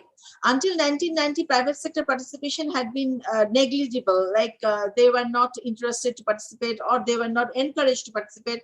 However, by the late 1990s, the private sector came forward, and about 40% of the total capacity they covered, and by the year 2005, and now the proportion has gone up to 60%. So now we are working together, the public and private institutions. I would say in this respect that we have also another college, which is called State College of Health Science, where we used to provide diploma in nursing, in technical, like the dental technology, the eye technology. But now we have moved to 4 years bachelor's program, like 4 years basic nursing, physiotherapy, and medical lab technology program. So the private sector growth has been driven by public financing, and especially as vocational education. Government has facilitated the increase in the increase by providing salary incentives, like salary incentives is very, very important, which meets about 90% of the salary costs for staff who teach SSC vocational and HSC vocational and HSC business management courses in the private institutions. Government is also giving subsidy. I told you that we have got a State College of Health Sciences, excuse me. We are also under the Dhaka University. You've heard about this is the first and foremost public university of our country. The public, excuse me, the public colleges. Can we help you to share the PowerPoint maybe? Yeah, I'm sharing. You can't see? Okay, because we cannot see for the slide that you discuss about salary. Yes, here. Okay, maybe the computer will help these obstacles, technical problems. I'm sharing. Yeah.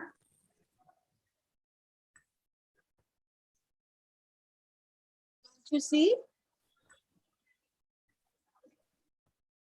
My screen is shared. Yeah. Yeah. Okay. Okay. Okay, Prof. May I help you, Prof? Yes. Yeah. How if we set screen from here, Prof? Okay. That. I'll just stop here. Okay. The computer will help you to share screen, Prof. Okay. Okay. Okay. Starting from the last screen, maybe Ibu Ai Susi. Okay, Miss. Okay, just say next maybe. Yeah. The last slide is about salary for vocational education. That's right. Okay. Government is supporting the private Government organizations. supporting. Yes. Okay, Prof.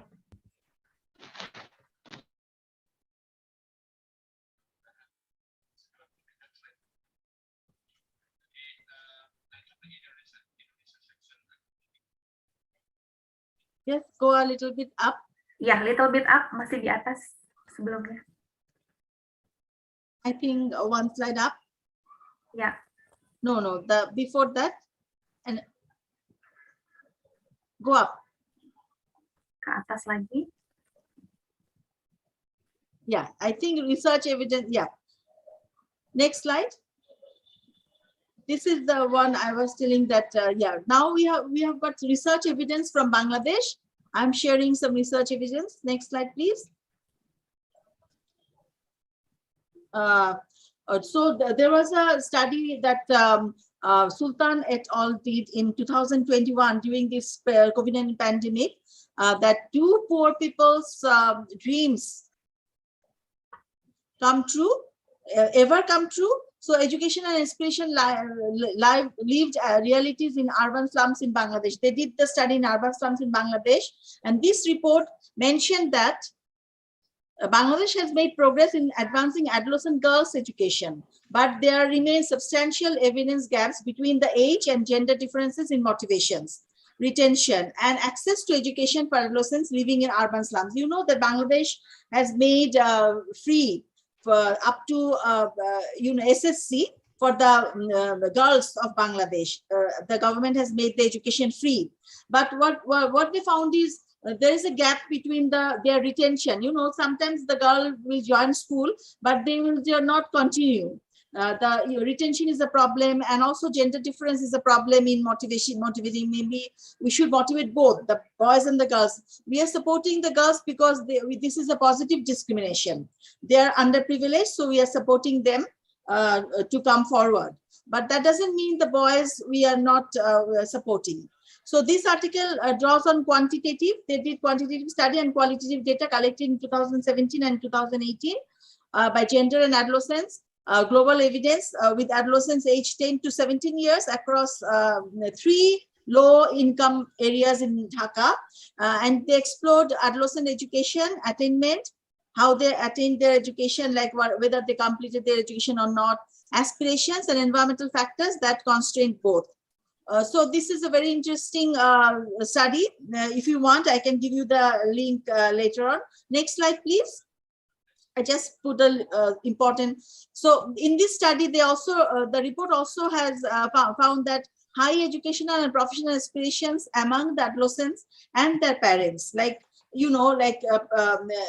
adolescents, we have to motivate the adolescents and their parents to give because parental support is very important. You know, if a student in our country, you know, the culture is like that. The women are underprivileged and under hard, I would say, because they can't say in front of their parents, they can't talk in front of their parents. So we need support, parental support as well, and it's an important predictor of both current enrollment and adolescent aspiration. Location is also an important predictor of adolescent aspirations for enrollment, because you know, if the school is far away from the home, it is difficult for the girl child to go to the school to cover the distance. So the location is another, constraint, I would say, or highlighting the importance of infrastructure and services integration into the city, stability of the community, including schools and facilities, along with higher incomes and better employment opportunities for household is also important. Vocational education can support young women from slum areas to get empowered. Of course, vocational education is very important. Like say a woman wants to do sewing, you know, we can train them how to sew clothes, how to sew masks. Now the COVID-19 pandemic, we need masks, cloth masks, anything like, so this is very important. So next slide, please. Would have a look at another, next slide, please. Another study, I would say that it was done in, it was also done mitigation education, youth in unemployment in Bangladesh, 2021. They found that ever increasing unemployment or under employment of educated youth is taking its toll on Bangladesh, and it is giving birth to new social unrest in the country. You know, unemployment is a major problem in Bangladesh, and of course maybe in your country as well. When we give more graduates come out and they don't have job, so it creates an unrest in the society. So what is important is to give them vocational training, technical training, so that they can employ themselves easily. So this national study found that the national average unemployment rate in Bangladesh is 4.2%. The rate is 2.7% among those who have studied up to primary level, and 11.2% among those who have graduated from the universities. If such a trend continues over the next 10 years, the working age population structure in Bangladesh should grow more than 2 million annually. Like, you know, like if this continues, the unemployment rate and the lack of job, lack of skill, then it would be a problem. There will be disparity between the job and the population. You know, population structure would be, working age population structure would be difficult to manage, you know. Since the rate of job creation is lagging far behind, excessive unemployment may not only increase the rate of crime and social maladies, and also cause social unrest. You know, the crime in the society also, when there is unemployment, the crime increases, people go to drugs, crime, you know, like stealing, robbing, and all this unrest in the chaos in the society. So it is not good for the country's development. So next slide, please. So next slide. Slide berikutnya, operator. So this Rahman et al. Also showed that under the current system, technical education remains below par, like not up to the level, and the few technical education institutions that the country has not producing enough and skilled.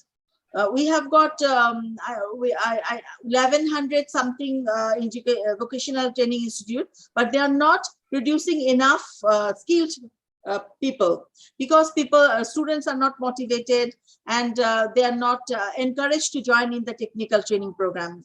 So it is unfortunate that there is existing and growing demand for skilled human resources for various sectors of the economy, while despite explosive growth in tertiary education at universities, pool of educated unemployed is also growing. Like we have got tendency to join universities, like tertiary education in the universities. You know, people think that they'll get good jobs when they graduate from the universities, but this is not the scenario. Actually, the job market is not that, you know, job is not that much in our country, and people doesn't get absorbed, so unemployment rate is increasing. This is the problem, and due to this scarcity of qualified manpower, Bangladeshi companies often hire people from outside, from other countries. So this is another incurring higher cost. So this is another problem of Bangladesh citizens and the job market. And you know, like we hire people from India, from neighboring countries like Malaysia, Indonesia, India, Sri Lanka, but our people doesn't get that job. So that's a problem of our country. I think we can, these findings indicate that we can overcome these possibilities if we, based on these data, we encourage public sectors and private sectors to work together collaboratively on the vocational institutions and vocational training programs, especially in the health sector. So let's move on to the next slide, please. We'll have a look at the COVID-19 pandemic now. Like, I think I have said enough of this research finding. I'll move on to the next slide. Slide berikutnya, operator. Yes, COVID-19 and beyond. Now, next slide, please. We all know that we are passing through a pandemic. The whole world is passing through this pandemic since the end of 2019 or the beginning of 2020. So, like in Bangladesh, you have shown some statistics. I'm not going through these statistics because you all know the scenario of the COVID-19 pandemic. In our country, we are not doing bad. Actually, because if you look at other countries, our neighboring countries, Bangladesh has done a lot better than the neighboring countries in containing COVID-19, I would say, because our death toll is not that much, and our it's around 28,000 people died, but not that much than, like the neighboring countries like India or Sri Lanka or any other country. I think India, not Sri Lanka, is doing better. Okay, next slide, please. So let's have a look. What are the vocational training, like what are the VT practitioners in Bangladesh did during this COVID-19 pandemic? You all know that mask production. During the pandemic, we have to wear masks. We have to maintain social distance. We have to clean our hands. So mask production and distribution by several industries were established. Like industries came forward to prepare masks for the people, and also cleaning of institutions, public places, production of disposable materials. We have to make the environment clean. So disposing the infected material is very important. Also production of face shield. Some of the companies came forward to make face shield for the production of COVID-19, as also surgical mask production, vaccine distribution, burial. When people die of COVID-19, there's stigma that people doesn't want to touch. So we need to develop technical people who do the burial in aseptic precaution, taking aseptic precautions. Community engagement is very important, and also support in quarantine, isolation, hand hygiene. Telemedicine support is also very important. Like our previous speaker said, that communication strategy, how you develop communication during this COVID-19. So telemedicine is one of the way how you communicate with your doctors for your health problems. So next slide, please. So we have seen that vocational trainers have done tremendous job during this COVID-19 pandemic in our country. Also, some examples are here. I already have mentioned that in our country, in Sunamganj districts of Bangladesh, UNICEF Bangladesh, you all know that UNICEF, United Nations International Children's Emergency Fund, they have developed alternative learning pathways, and they are working with the rural development, Bangladesh Rural Advancement Community, and they wanted to equip the adolescents 14 to 18 years who are dropped out of school and train them for this vocational training. So and they have given them training on how to make, I told you, the tailoring, dressmaking, wood furniture design, IT support, mobile phone servicing, all this beauty salon, all these technical hands-on training they provided. Next slide, please. I'll be a little bit brief. There's a picture you can see about this training, Promising Future Vocational Training Program in Rural Bangladesh. They have the government and the UNICEF International NGO came forward and covered this training program during this COVID-19 pandemic. That's very good. And they have covered a lot of people. They have trained a lot of people during this pandemic. Next slide, please. So there's a picture. We can see that they are discussing building the capacity and resilience. You all know what is resilience. We have to, when you fall, you have to move back, or when you are struck by lightning, you have to stand up again and face the, the problem and move forward. So we should all do this. We are all in this together in this pandemic. So we all should continue to support each other and go forward by providing support to each other. Next slide. I think I'm almost at the end. So what are the innovative, how we can break this stigma and ensure proper burial? Like I told you that I already covered this actually, because you all know that when a person with COVID-19 dies, it's a stigma, or proper burial is important. So all this training is done in our country, and there was a group of people who used to do the burial and who used to take care of the dead bodies. So I already covered this, so I'll just move a little bit faster. Next slide, please. So what are the challenges? We all know that in this COVID-19 pandemic, most challenging profession is education. Education has become more I think because we all used to do physical class, physical schooling, and school was closed. College was closed, education institutions was closed, and for almost 18 months we suffered. So this is a problem that we face during this COVID-19 pandemic. And traditional setting up, for this we need to do. Now we are doing online classes. We are using digital platform for the classes, but in traditional setting you used to do classroom teaching, but due to this pandemic it was closed. So that was a education system was in danger and was facing a challenge. Next slide, please. So nowadays millions of people struggle from coronavirus pandemic. We all know that. Can you please mute yourself?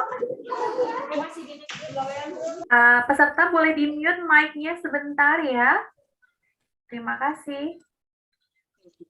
So we all know that we are facing economic problem, financial problem, job loss, educational problem during this COVID-19 pandemic. Several precaution steps are taken against spreading the coronavirus to a large extent by the government authorities to diverse countries. Like we have sealed the border so that COVID-19 does not travel. Now we are facing Omicron. You all know that Omicron is now a problem. Like in Africa, there was a problem, but now it's in Europe. Europe is facing problem. It might come to our country or any other neighboring countries anytime. But we should face all this together, and we should increase the surveillance and monitoring and this technical and vocational training institutes, so that we can train people to handle all this situation. So I would go to the next slide. Next slide, please. So we all know that I told you that there is a big gap or crisis in the education in the global scale. Vocational training has a potential to contribute in the fight of this coronavirus. I already told that because if you skill people how to in one single technique, that it's very useful for the country, for the development of a country, for the betterment of a country. So as we are moving from least developed countries to developing country, we should focus on this vocational education training system. And these are some study findings based on the data. Of course, we cannot speak. We are scientific. This is a scientific seminar. We are scientists. We must speak based on the data, not from our mind. So we will look at the data of our neighboring country, of our country, and then we will focus on how to increase the vocational training institutes in the health sector of Bangladesh and other developing countries. Next slide, please. So like in this era, we all depend on artificial intelligence. We all know that AI is very important. The BT system around the world has restructured the way students can gain more general knowledge and train in broader vocational fields. Like this should be based on digital marketing, AI based, and more on Zoom platform, online platform, so that there's no need to do physical class or physical to attend physical classes due to this pandemic. Also, problem solving and adaptation skills for VT students according to changes in the labor market will increase with restructuring in times of crisis like today, like the pandemic, which apparently seems that the need of the society and labor market can change dramatically within a very short time. Like, we need now vocational trainers, technicians more than before, because now we are passing through a pandemic. And I told you that for mask production, for burial, for making face shields, for all the technical things in the health sector, we need this type of vocational education system. And research and development is very important in a country. We should have some fund for research and development, and based on this data, we can do informed choices. We can make the informed choices, and based on this data, we can encourage the private sector or the public sector to come forward and work together to make this possible. So I think I'm almost at the end. Almost I've covered everything. Next slide, please. Let me see the next couple of slides, and then. Yeah, I think we should strengthen the vocational education system depending on the strengthening the employment and education, because if you graduate from higher secondary education and you don't have job, that is worse than you are graduating from a vocational institute and you are skilled. But you are technically skilled, or you are skilled in some technical things which will give you more employment generation, more so it's a multi-dimensional thing, and we should work together to encourage this. So next slide, please. So almost I've completed. So I think the patterns and strategies should be like that we should collaborate with other institutions, with other technical stakeholders, and focus on the need. What is the need in the health sector now? Now the need is for technical. I already covered that mass production, for burial, for different. We have different types of technicians like phlebotomists, laboratory technicians, but we should focus on what is the need of today during the pandemic, so we can encourage the others to also study vocational, take the training or study in the institutes, or we should and also we should encourage the other part, like the other entities like government and private, to come forward to encourage vocational training and institutions. Thank you very much. Thank you very much for your patient hearing. Thank you very much for the material, Professor Nauzia. This is about health sector in COVID-19. So we can conclude according to the Professor Nauzia explanation that vocational education, it's better to be sensitive and to be active to answer the society needs, the society challenge, to make the skill of our vocational student graduation to handle everything, especially problem in this pandemic. We can learn how to Bangladesh vocational educations adapt that they are very sensitive to build the new, the new industrial about the needs for the society, especially in the pandemic. So vocational education in Indonesia better to be sensitive and responsive to answer the needs what the society wants. Thank you very much, Prof. Nauzia. Then hopefully our participants still stay in our Zoom because we have two speakers to deliver the material. And the third speakers, I would like to invite to the screens Professor Insinyur Teddy Mantoro, MSc, PhD, SMEAAA, Assalamualaikum, selamat siang Prof. Teddy. Waalaikumsalam warahmatullahi. Selamat siang. Selamat siang. Kita berkenalan dulu. Prof. Teddy is a chair of Computation Intelligence Society IEEE Indonesia Chapter.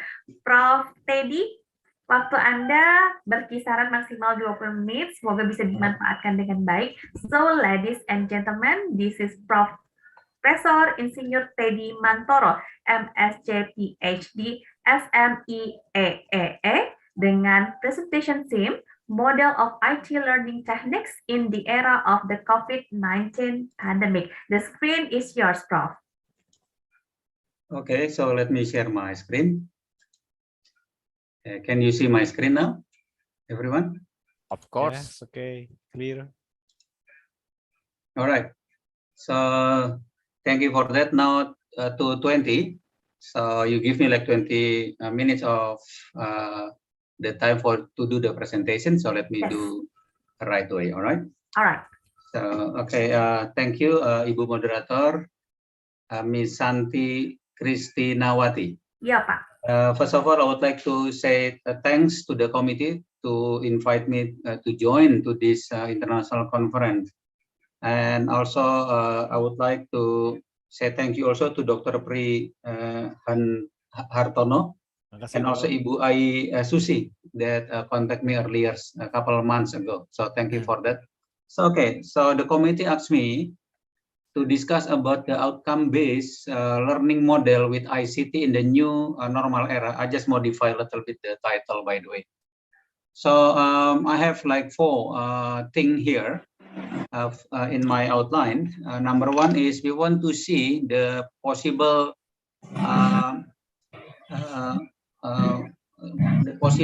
thing that will happen in the future. So we will discuss a little bit about the new normal, bonus demography, and the 100 years of independence of Indonesia.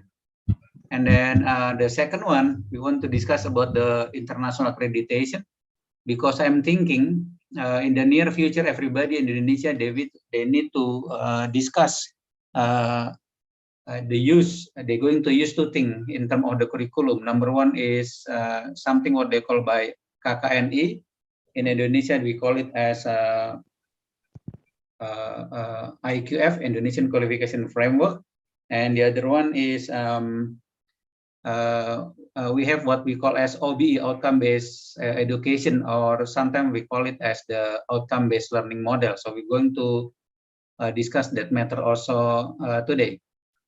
And the other thing is, as everybody knows, according to the government in Indonesia, we actually require to running our class next semester. They will be in the hybrid mode. So how the ICT will help to running the class with the hybrid mode? This is with the situation, some of our students will be at home, and then some of them, at least 50%, they're going to come to the campus. So then in terms of the infrastructure, in terms of the model of learning, we need to prepare also for that, all right? So there should be some standard implied here. So let me start with the point number 1. Looking for seeing the futures, looking at the futures. So first of all, I would like to apologize because a couple of my slides still in Bahasa Indonesia. I bring so many pages here today, so many slides, nearly 90. I will skip it, couple of them, by the way, because only 20 minutes discussion here, presentation. So then if you have some question, yes, you can raise your hand or whatever, and then asking something if you're not quite clear with something that I presented here. Okay. So now is in the year of 2021, and in Indonesia, we are just come to the situation what we call as the new normal because of the pandemic. And then we think that in Indonesia, we form the new configuration. And then we wait until 2025. We expect there will be some polarization because they just form something, and then after some time, they're going to do some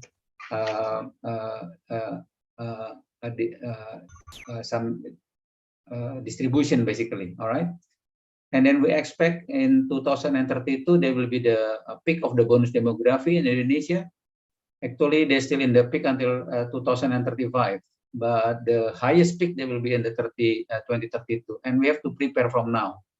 As everybody knows, today we are in the years of 2021. In the end of 2021, it's mean we still have like another 11 years, yeah, from now to go to 2032. The other thing is, if we look at the years of 2045, at the time Indonesia will be 1 years old in terms of the independent of Indonesia back to 1945. So we can see this kind of profile. All right. So the number of the people in Indonesia around 350 million people. So, and we expect at that time 2045, as predicted by a lot of international consultants. Some of them, they say in terms of economic, for example, Indonesia will be in the number 4 in the world. And some of them, they predict around number 7. And the other one, they predict also in number 6. So then we have to prepare for that. For those who have the background similar with me, for example, in IT, for example, then we need to prepare for that. To supporting the preparation of the food technology, for example, the energy, and then the health and the economic matters and so on, right? And we need to calculate also the number of the generation, basically. What I mean by generation here, we have like a generation Z, generation Y, and generation X, and so on, all right? So then we need to educate them to be ready in 2045. We also need to prepare the leader. My thinking at the moment, the leader in the 2045, that are the guy who are between say 45 until 55 years old. What does it mean here? Meaning, and now is 2021. We have still another 24 years to 2045. So for those who are in the age of say 24 until say 35, say, so they are actually the concentration for us to make them be ready to become the leader there, right? So this is the national goal in Indonesia, national education goal, according to the preamble of the 1945 Constitution.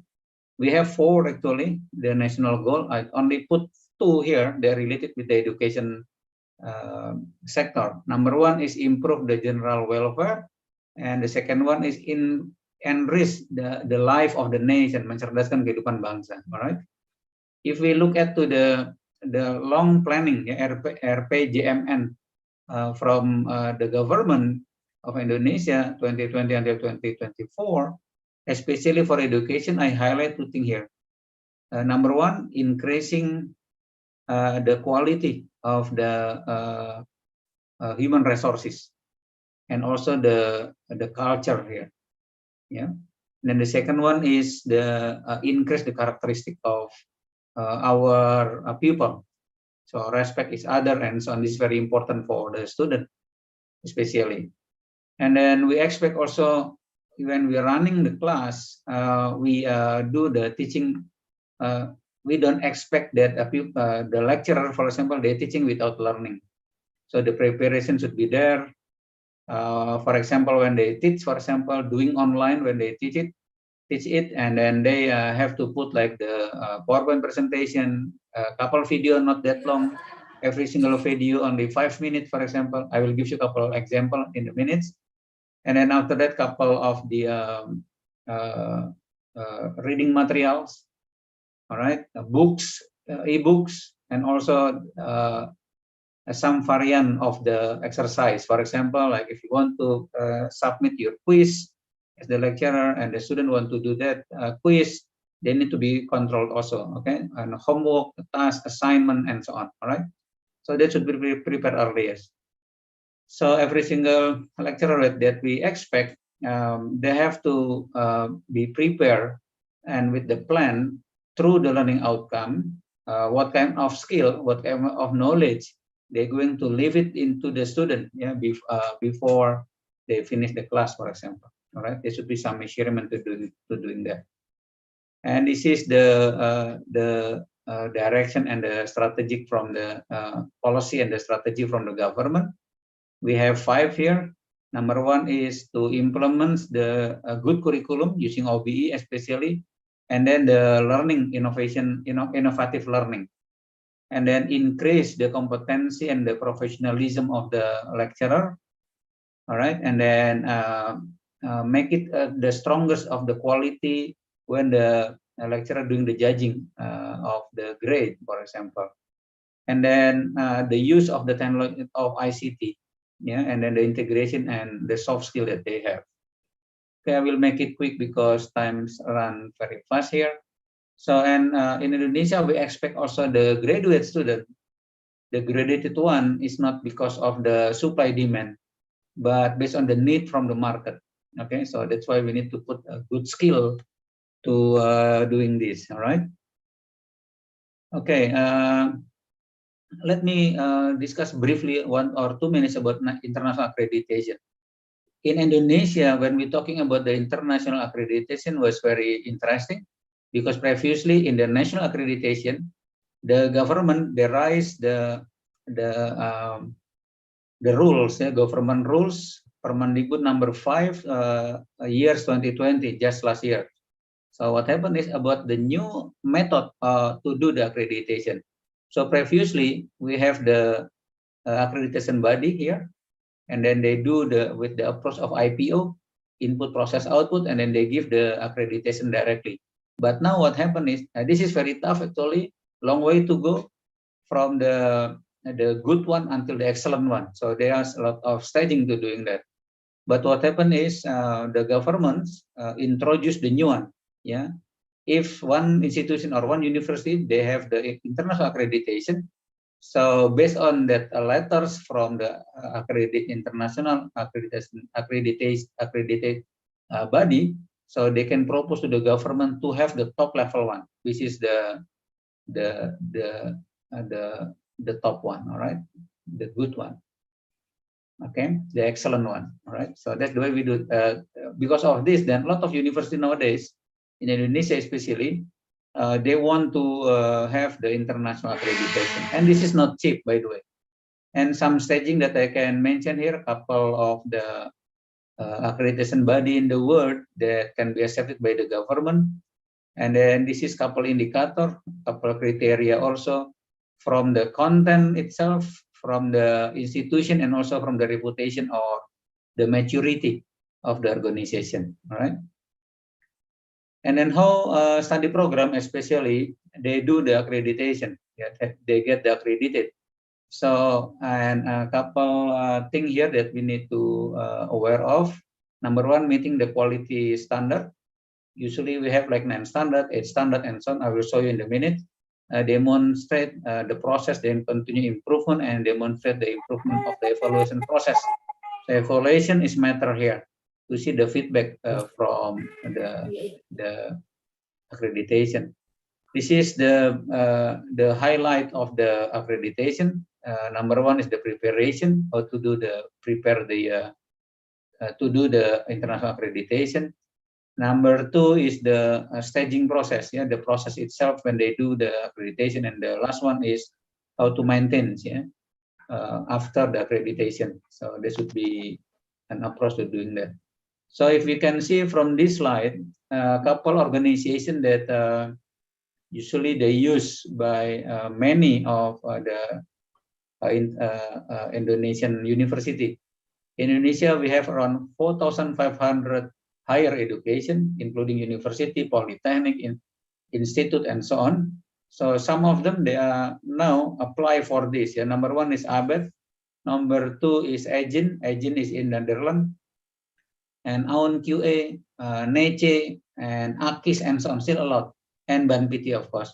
You can see from here, actually, the international accreditation overseas, they are using OB, outcome-based education. This is something that I want to talk about today, quickly, yeah, briefly. So I will skip this. If you go to NECE, for example, NECE is in the US, quite expensive compared to the others. So they have nine standard, okay?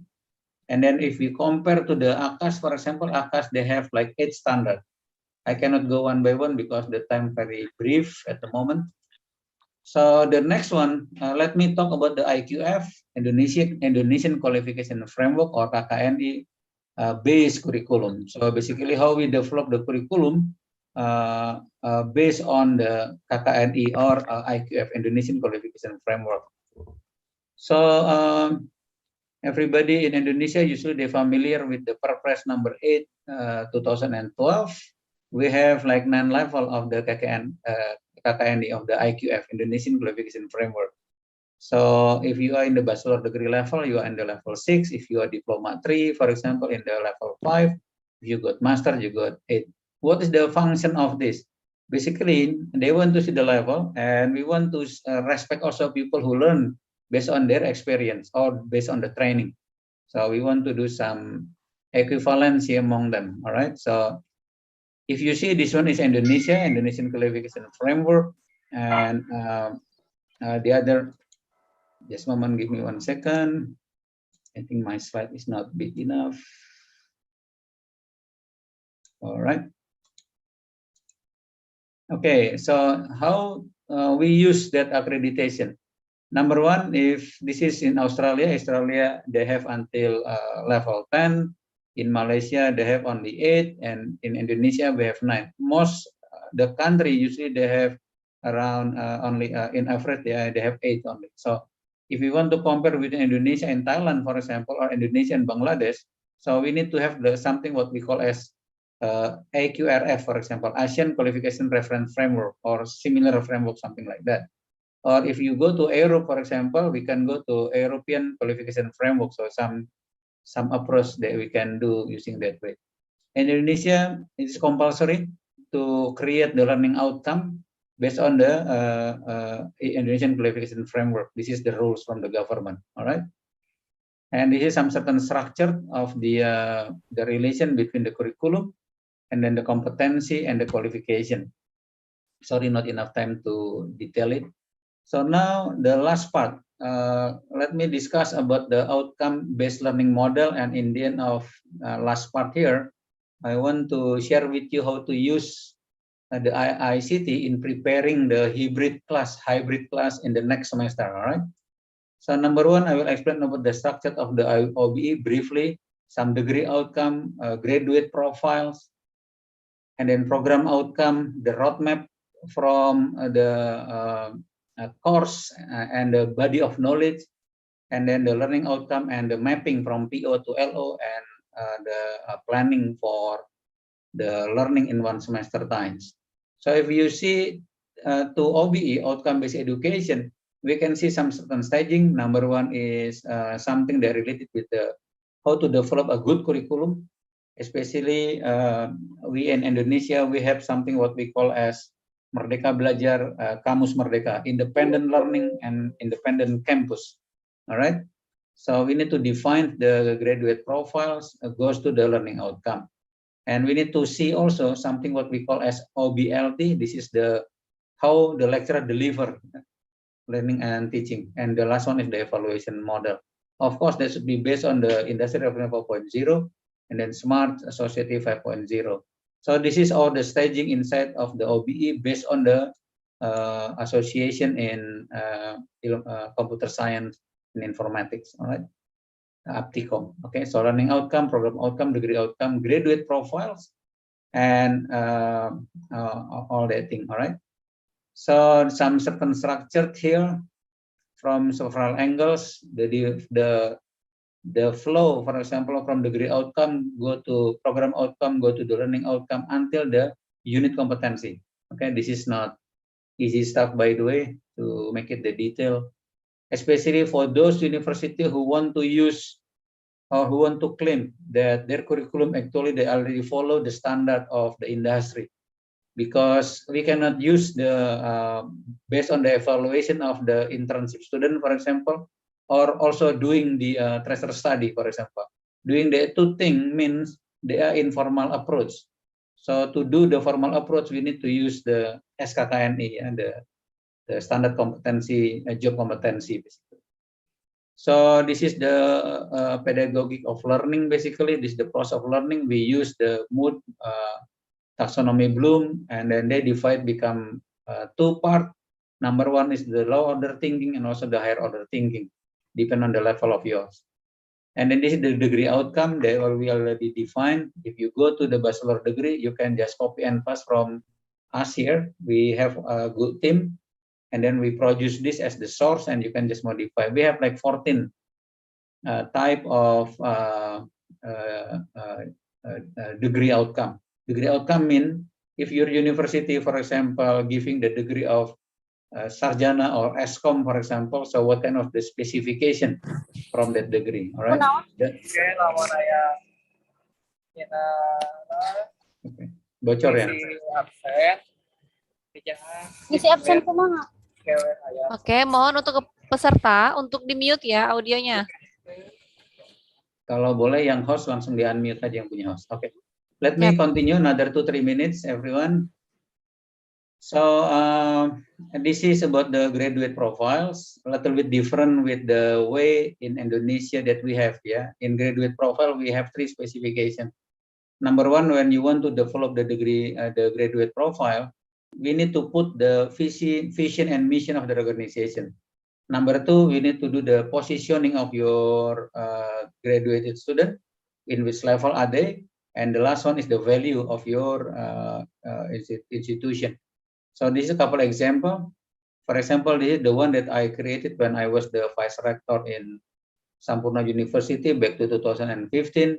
So I put like Sampurna University graduate are confident and effective communicator who excel in the global 21st century. This one is the vision and mission of the university. And then the second one is the positioning. So my student, if they graduated, even though all the lecturer in my faculty before, they got the PhD actually. So, but I put it as the understanding, the level of understanding. Second level in the Bloom taxonomy. And the last one is the value of our university. We have 3 value. Number 1 is the leadership. Number 2 is the entrepreneurship. And the third one is the social responsibility. This is my other example. If you see almost all countries, Commonwealth countries especially, they use the same model to create the graduate profile. This is in Auckland University, best university in New Zealand, and the other one is the Auckland University of Technology. Yeah? So they're doing the same format also. So this is the program outcome. We have like 8 variables here. In many countries, this program outcome was defined by the government. But since Indonesia, we don't have one, so the association, we propose using this one, and we already use it for more than 5 years now, all right? And this is the example of the program outcome. This is for the faculty level, and this is from the study program. This is program outcome, not a learning outcome. Okay, learning outcome usually for the course or from the graduate profiles. And the roadmap, so everyone who want to develop the roadmap, we need to know the body of knowledge, depend on your field of study. If you are working in economic, and then you need to go to the economic. If you go to the business, for example, then go to the business analyst body of knowledge. This is the example of the Babok. Every body of knowledge was developed by the association, the biggest association in your area. For example, in my case, my background is in IT, in computer science. So the biggest organization in computer science was IEEE and ICM. So they basically already developed the body of knowledge of it. All right. So all the curriculum should be based on the body of knowledge. This is another example from SVI, Savia, and this is all the scope and the occupation. Yeah. And this is the digital marketing, very famous nowadays in many countries. And this is from the software engineering. If you take the software engineering, only 10 a body of knowledge. This one from computer science, we have 18. So for those who have the background of IT, for example, when you want to teach or you want to do a research, please choose only one. In my case, back to 2002, me myself already defined, I'm going to choose only one, yeah, system cerdas only. So in smart system basically. So that's the way I do until today, all right? And then this is how we mapping it to the body of knowledge and also to the course, yeah. So just a moment, sorry about this. Yeah, this is how we mapping it between the topic area and the course and topic area to body of knowledge. All right. For the BOK, yeah, this is if you have the postgraduate degree or master degree level, and this is for the post PhD degree.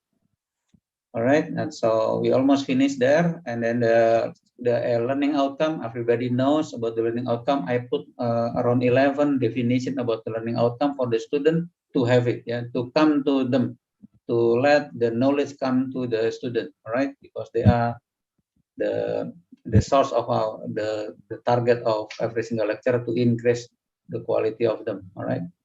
This is about the learning outcome. In Indonesia, we have to think the knowledge and the skill. And then this is the example of the learning outcome.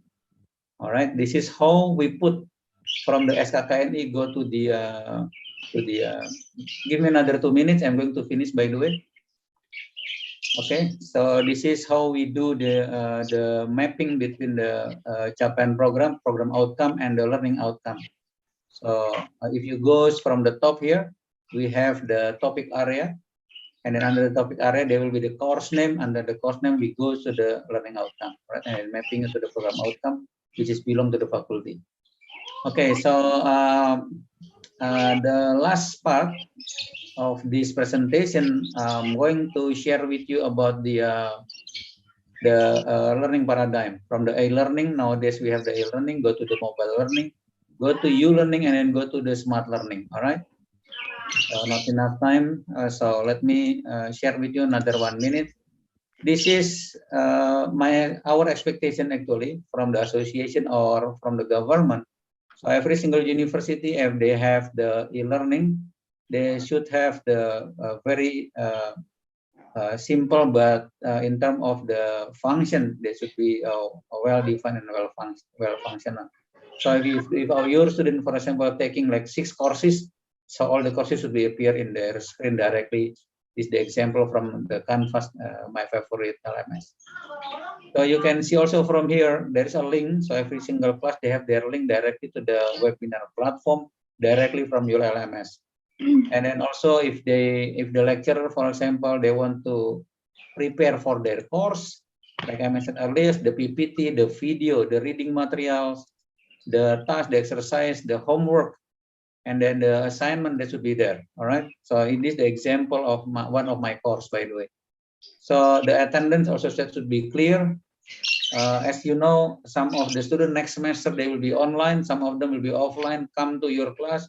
If the parent is not allowed, for example, for the student to study in your class, then you need to accept that. Okay. Then with some note. So the LMS should capable to track the record of it. Okay, so this is the example of the record if the student not attend a certain class, and what kind of the reason that they have. For example, excuse absent, non-excuse absent, or 6, for example. And this is also important, everyone. How, for example, the students submit their assignment. Number 1, upload the files. Usually, I ask the student to put, if not PDF file, there should be Microsoft Doc. Why is that? Because for the purpose of the plagiarism. Okay, so I link my LMS with the Turnitin here. So then every single student, if you can see from here, if they copy from his friend, we can see directly how many % that they have. So they will be related with their grade. Supposedly they have 100, for example. Because of that situation, we raise until 85, for example. Some penalty about that. When you do the grading also, you can do some grouping for every single group. For example, here, assignment before midterm. So you have like 3 assignments, and this one will be occupy around 18% of your exercise, for example. All right. And this is the grading process. And this is the room, how we prepare it. Number 1, we need at least to prepare like 3 camera here. One is the camera go to the lecturer. The other camera go to the student. The other camera, they go to the whiteboard, and some controlling here. All right. And then in the class also they have the hybrid here. So some students who are study from home, they need to see their friend also who are attend in the class. So they're going to see some kind of screen, something like this. Okay. We need to prepare this. That will not happen automatically. So if you are from working in the certain university, and we need to prepare from the early beginning. And this is not cheap, by the way. We need to give some practice also to the lecturer to do this thing.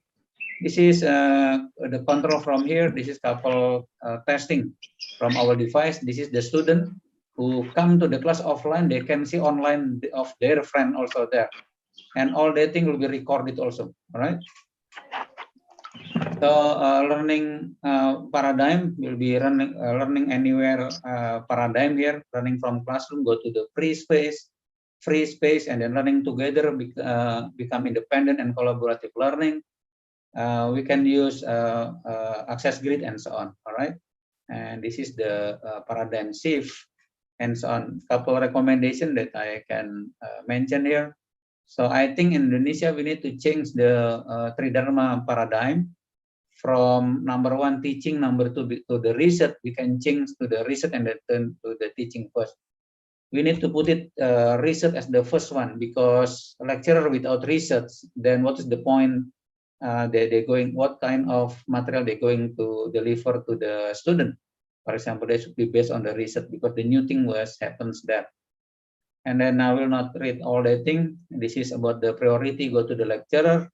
To preparing their skill, the quality, and so on, the budgeting from the university governance goes to the lecturer, and then the lecturer should have the good experience to COE, Center of Excellence, in their area, in their research in the world, the best Center of Excellence in their area. Okay, so let them to study there at least 3 months and go back again to his class, and develop the curriculum based on the IQF and OBE, like I mentioned earlier. Develop the smart learning environment using the hybrid, especially. This will be not easy. And preparing the Indonesian lecturer. Most of them right now, they have the master degree only. So we need to increase, become doctorate level in 3 until 5 years time. And this is the last thing that I have in my mind. So we need to develop the megatrend roadmap for advance and develop Indonesia, especially in education sector, in the Indonesian advance and development Indonesian part. Yeah, I think that's all at the moment. So thank you for giving me the time for this. So welcome for any comment or any question or any discussion. Thank you. So back into the moderator. Sorry, a little bit late. Okay, thank you very much for the presentation, Professor Insinyur Teddy Mantore, MSc PhD.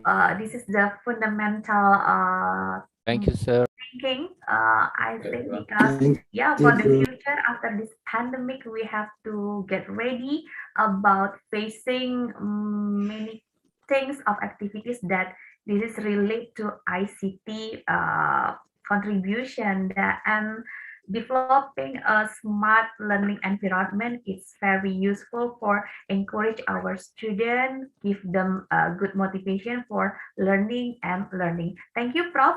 Thank you very much. And we are waiting for the questions after all the speakers done for the presentations. And then the last presentation, I would like to invite Professor Dr. Ardi Marwan, SPD, MED. Halo, Prof. Ardi. Halo, Mbak Santi, selamat sore. Selamat sore, sehat, Prof? Alhamdulillah. Alhamdulillah. This is the second time we meet virtually, but in the different webinar. So I would like to introduce Professor Dr. Ardi Marwan, SPD, MED. He is an Education and Culture Attaché, Indonesian Embassy of Germany. And this for his presentation, the title is Vocational Learning Practices in Germany in the Era of the COVID-19 Pandemic. 20 minutes for you, Prof. Ardi. The screen is yours. Thank you, Mbak Santi. First of all, I'd like to thank all the committee for the invitation. And also a special thanks goes to Pak Priyanto, the director of Piksi Ganesha. Thank you, Prof.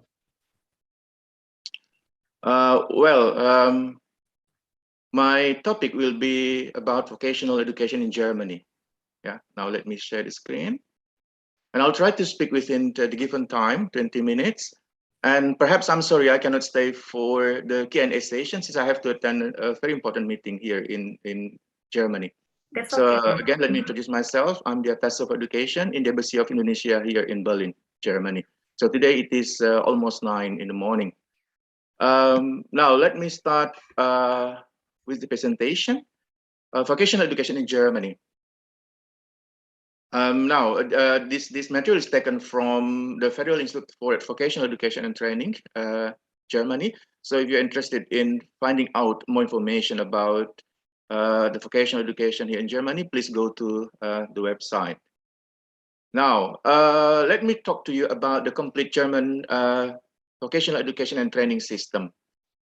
So there are several types of vocational education here in Germany. Number one is called vocational transition. And what is that? Vocational transition is a program of vocational education taking place on the level of compulsory education. So compulsory education in Germany starts from the age of 6, until year 10, and it is part of the career guidance and counseling, where the program is intended to understand or to identify the young people's interests, competencies, and objectives. And then at the same time, they're also familiarized with the world of work requirements. And the program itself takes place in year 7 and year 8, where in year 7, the program starts on the second half of year 7. And in year 8, there will be a component of workshop happening for 2 weeks. So in the workshop part of the program, the students will be taught about skills that the world of work require. So at least by the end of the program, they will identify at least 3 occupational fields that are most relevant to their interests, competencies, and objectives. So that is the purpose of the vocational transition program.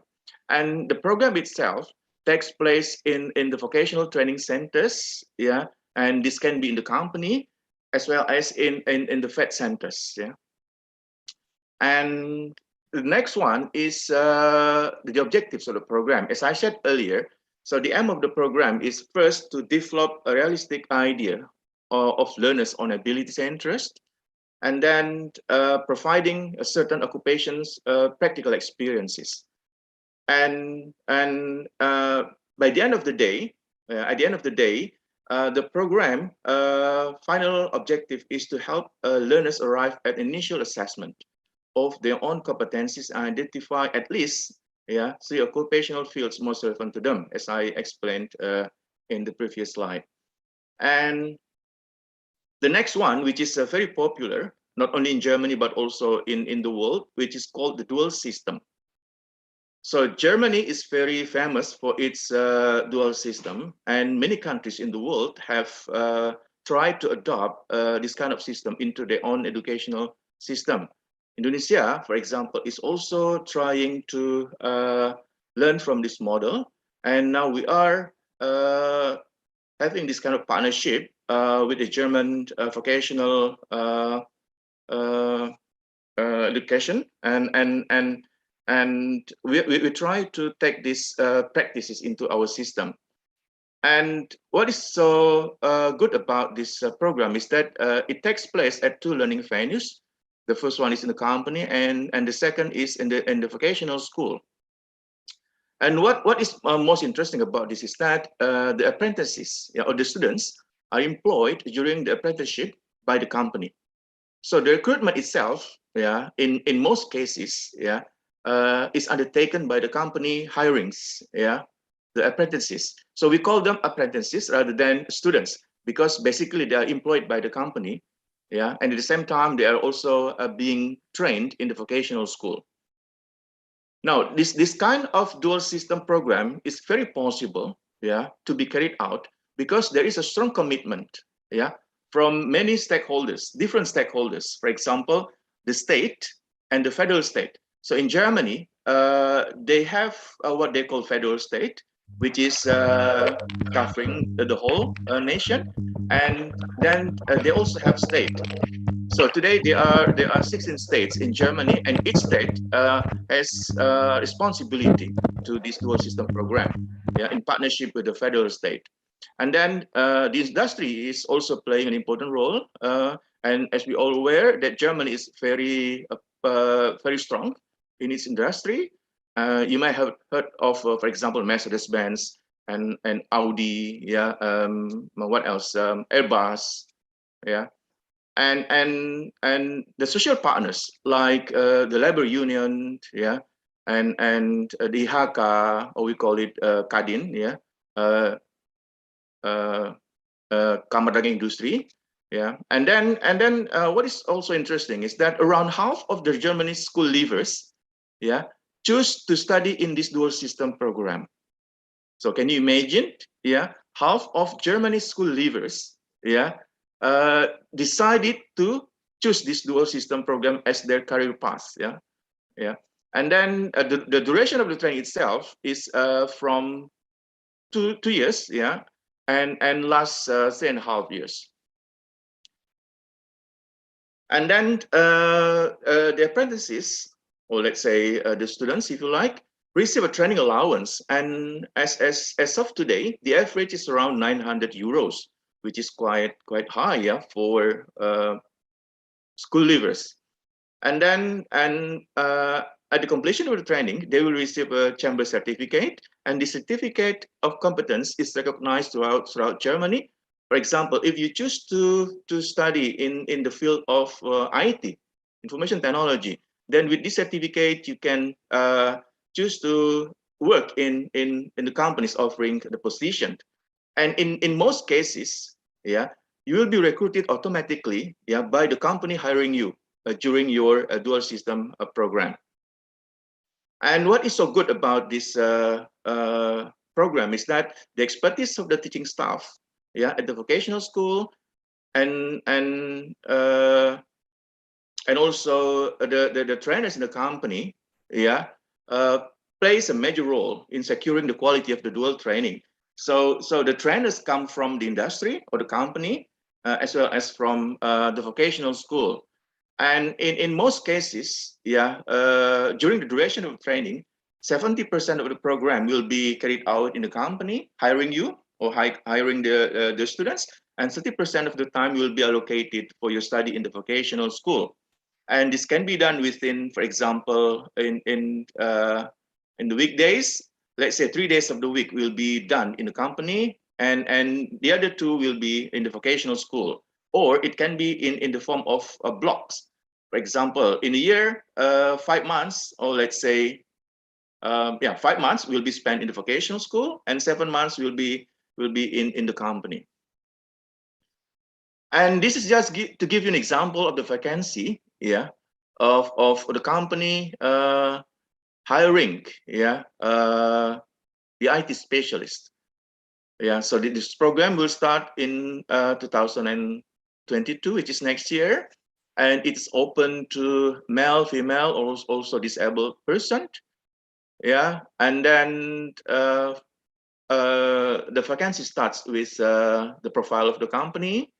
Yeah, and then it is also stated here that the monthly allowance will be around 1,000, yeah, 1,090 euros, which is quite good. And the location of the company is in Berlin.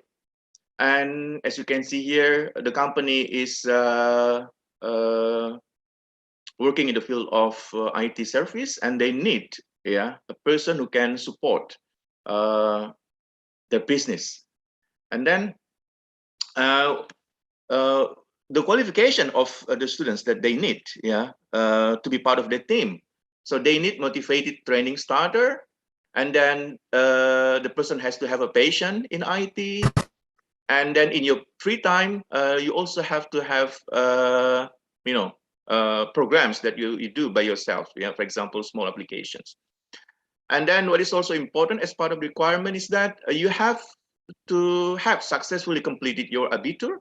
So Abitur is like a secondary high school in Indonesia, but this is more advanced in terms of the number of years that a learner has to complete. In Indonesia, for example, our SMA, yeah, will finish at year 12, but in Germany, usually they will require another year. This is called preparatory year for studying in university or college. And then you must also have, or you may also have your middle school living certificate, or degree from the higher commercial school. So for us from Indonesia, for example, you don't have to worry because our SMA or SMK is also recognized. If you want to study in this dual system program, the case will be different if you want to study university. I will talk about it in the later slide. And the requirement also is that you have to know the difference between Java and JavaScript and have initial knowledge of or experience in PHP. And you are also not only at home in the digital world, but also enthusiastic about the possibilities of digital media. And what is also important is that you have to bring motivation, independence, and organizational talent, as well as the ability to adapt flexibly to a wide variety of topics. So they are actually requiring a very talented person to support the company. And then this is what you are going to do, in your training for the duration of the program, mostly 3 years. So IT specialists and build with us the systemic framework for a successful digital media house. So your tasks are as varied as the departments you get to know during your training. In training on the job, you will learn all practical steps such as developing and programming customer-specific software or testing and improving existing applications. And then program languages as well as developer tools will play a big role. And you work side by side with professionals from a wide variety of IT departments. And of course, we will make you fit for your intermediate and final exam. So you are not only trained to be the expert in IT for a certain sector, but at the same time, you are also trained to be successful in your upcoming final exam, as part of the training. And the exam itself will be carried out by the Chamber of Commerce, OIHK here in Germany, or Kadin in Indonesia. Now, additional information, attractive training allowance. So your allowance of your first year will start from 1,090 euros, and the second year will increase to 1,150, and in the final year will be 1,205. So this is quite promising. And beside that, it will also be provided with technical equipment. Standard equipment includes a notebook and a smartphone, and then a wide range of possibilities with us. You will go through many different departments, and the chance to do internship, either in Germany or other countries, free drinks and a daily free lunch. The option of taking over after successful completion of the training. So this part is really important. So if you are going to apply to this program, and if you're interested in staying longer with this company, so you also need to see whether or not the company is going to offer a takeover, because it's important. This is also for your security as well. You may want to stay with the company, instead of choosing another company, because you may take some other time to prepare yourself. So it will be good to also understand whether or not the company will recruit you or will take over you after the completion of the training. And the training itself will start in September next year. So this is still fresh from the oven. So if you're interested, you may also apply. And then there's also a school-based initial training. This is another type of vocational education in Germany. So this is quite common in Indonesia as well. For example, we have the School of Nursing, and where the profession, where the students spend most of their time in the vocational school, and then they are not paid, and then the system will follow the common system as applied in the general education, where there will be exam, organized by the state or the federal state. And then, as I said, the assessment also will be in the form of a school-based examination. So this is also another type of vocational education in Germany. And I think this one is very popular also in the country like ours.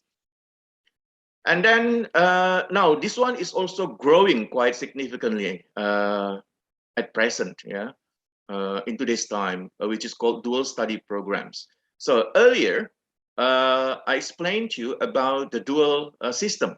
And the other one is called dual study program. What is the difference? The difference is that this program takes place at the institutes of higher education or vocational academies in close cooperation with companies. Yeah, and then students receive at least one qualification from the FED sector in addition to an academic degree. So if in the previously in the dual system, you will get a certificate from IHK. With this one, you will receive two certificates, one from IHK and the other one in the form of your degree, yeah, from the university. And I said earlier, now this program is becoming more attractive, yeah, for many young people with a university entrance qualification. Now, back to what I said earlier about the requirement for the dual system. With this one, I'm sorry to say, our SMK graduates, we have two kinds of SMK in our country, which is a 3-year SMK and a 4-year SMK. At the moment, this program is not possible for us holding the certificate of a 3-year SMK or vocational high school. But for those with 4-year SMK, then this is also possible. But don't worry, if you have the certificate of SMA, then you can apply for this. And just like the dual system, in this program, you also need to apply, if I'm not mistaken. In most cases, you need to apply to the company, but in some cases, you can also apply through the university. So again, as I said earlier, this program is becoming more and more popular, and I think this one is also more interesting because just like the dual system, yeah, you will be hired by the company and you get a monthly allowance. And what is also interesting is that you may also be recruited. Yeah. Bocor ya. Okay, now number 5 is higher education study programs within the German FED system. This one is like what we have in our country, which is called Polytechnic, or Sekolah Vokasi.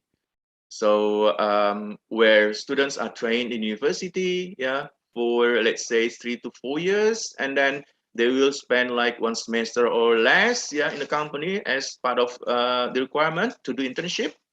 And in many cases, they are not paid. Just like in our cases also, students are not paid. They may receive small amount of money, yeah, from the company, but this is not familiar, yeah. This is not a common practice, and there is no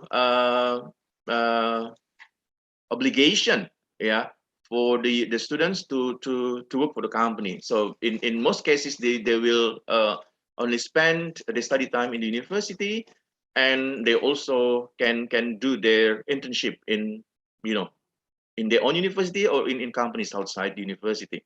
But at the end of the day, yeah, they will only receive one certificate, which is their degree. And this is also common in Germany. And the last one, continuing education and training in German FED system. So this is like for us who have work in a certain profession and you want to add our qualification or to improve our qualification, and we may want to do trainings in a certain field.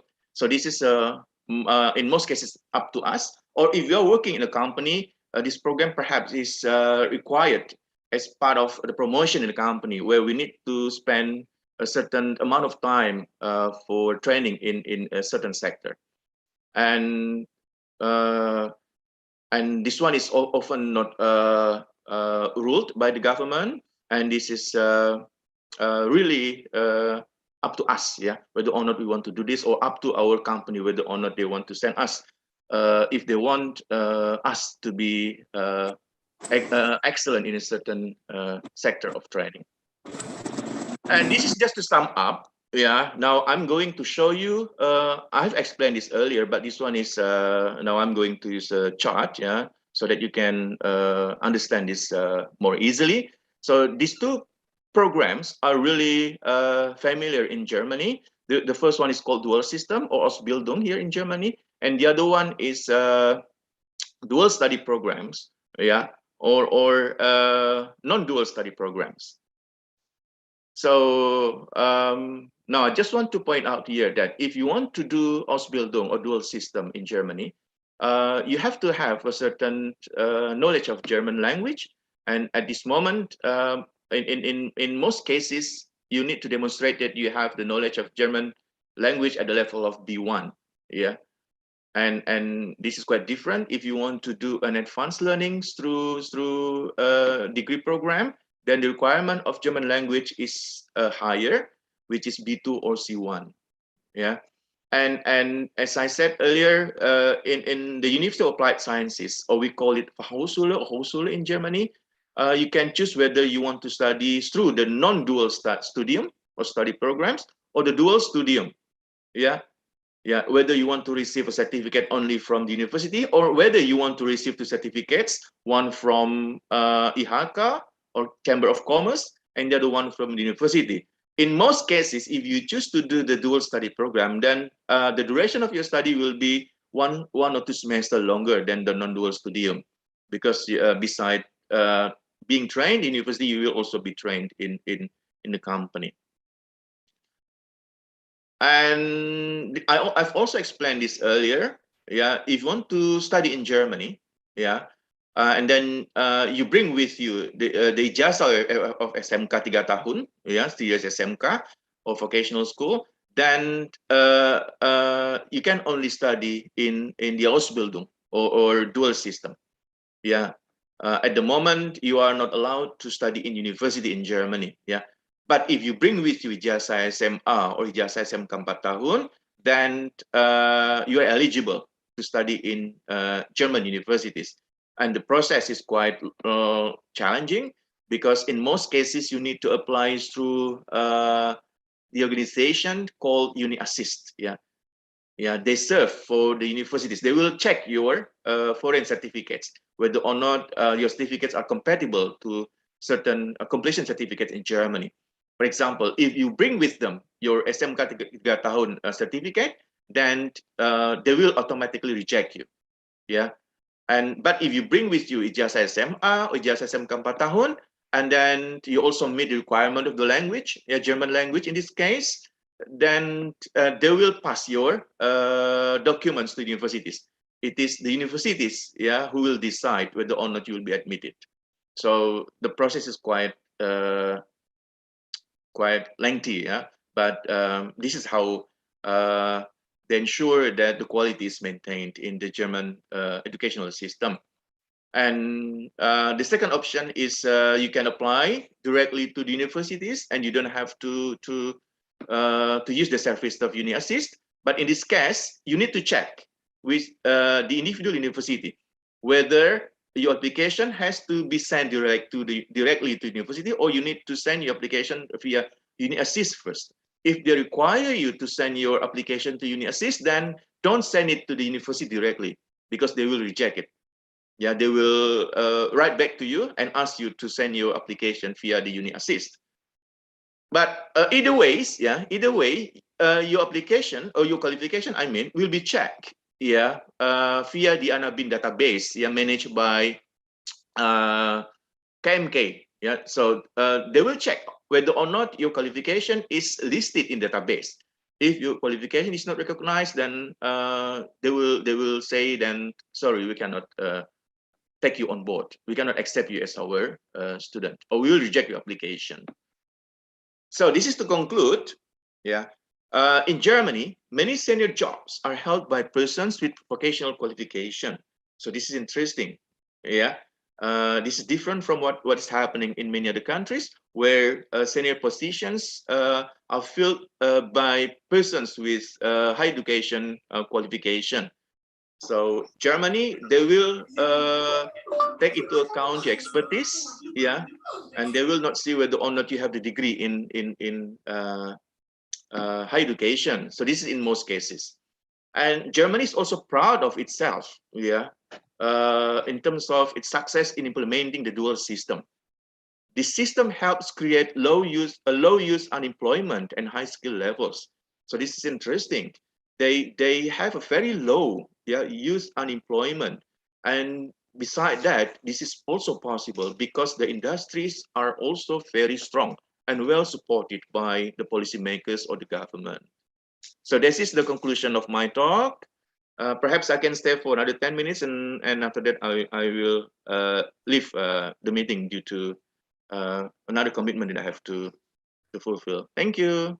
Thank you very much, Prof. Ardi, for the explanation. So we can catch the descriptions about vocational education in Germany. That's the fact is senior jobs in general in Germany.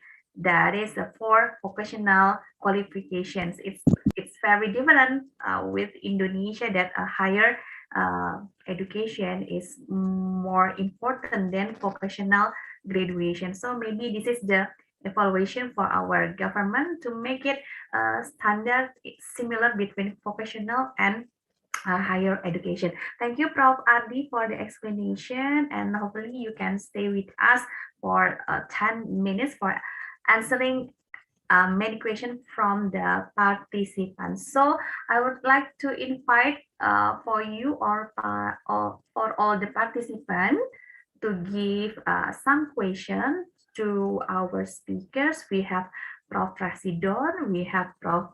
Nawiza, and then we have Prof. Teddy, and then also Prof. Ardi. Okay, I'm still waiting for the question in the chat room, please. Or maybe, okay, this is many students that has already raised hand. Okay, I will pick one. Maybe Piksi to Bagus Dava.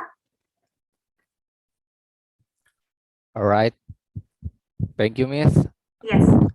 And I want to ask to all the speakers. My name, sorry, I want to introduce myself first. My name is Tubagus Dava, and I come from Piksi Ganesha Polytechnic. And then the question is, as we know, COVID-19 force us learning by media, not by doing, right? And how can the technical and vocational education program in developing countries can be improved? To all speakers, Miss. Thank you. Especially maybe for Prof. Ardi first, yeah, to Bagus for answering Sure. the question about the other countries, especially Germany, to handling the COVID-19, especially for vocational education, right? Okay. Thank you. Okay, Prof. Ardi, silakan. Thank you. That's a very good question. In Germany, I think just like in many other countries, pandemic is also a major issue. Yeah. And the German government is also working very hard to make sure that education is running as normal as possible. But as a matter of fact, the pandemic is here. So in many cases, they will try to implement the learning programs by applying the prokes, the social distance policy. So where, for example, you need to wear face mask, and then you need to disinfect yourself before coming to the learning venue. So this is a common practice, I think.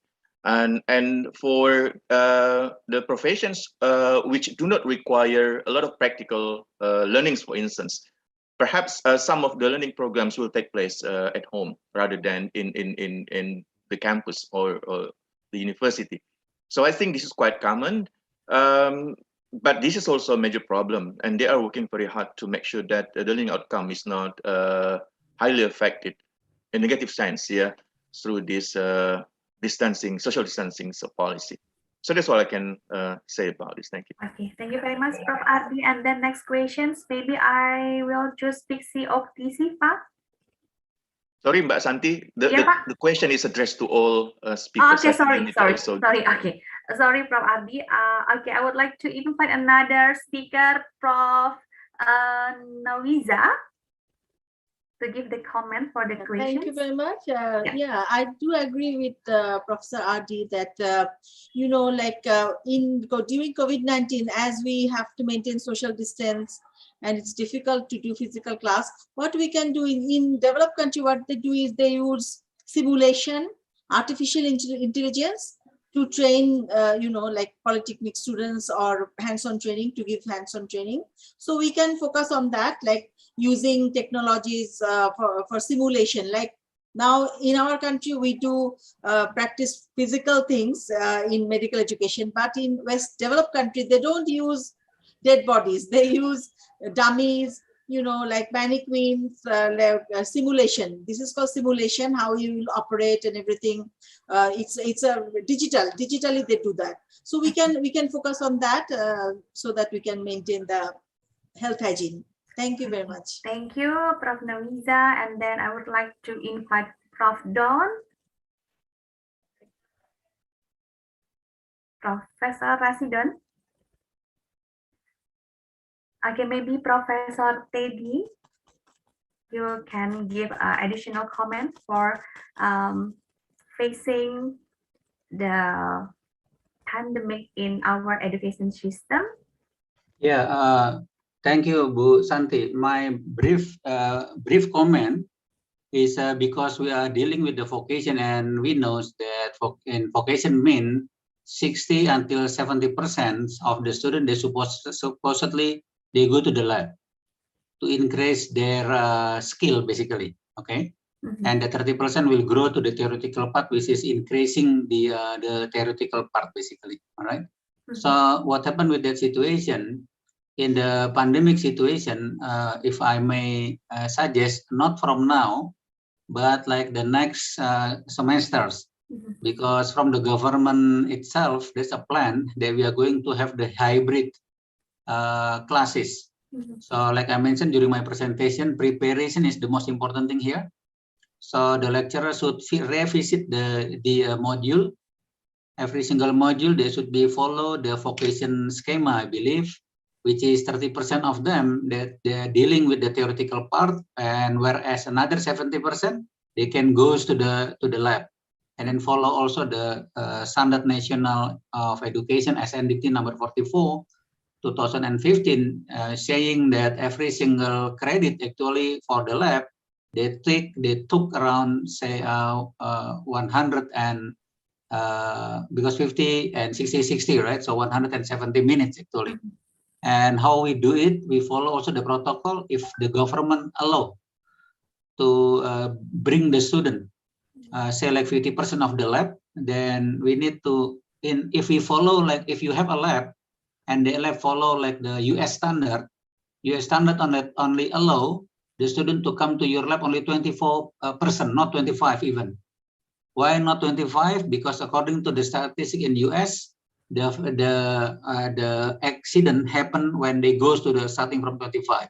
Yeah. So in the case of the lab that follow the US standard, only 24 students, it's mean only 12 students they can come to the lab. So lab is the most important thing to put it the skill go to the student, special skill especially in your needs area.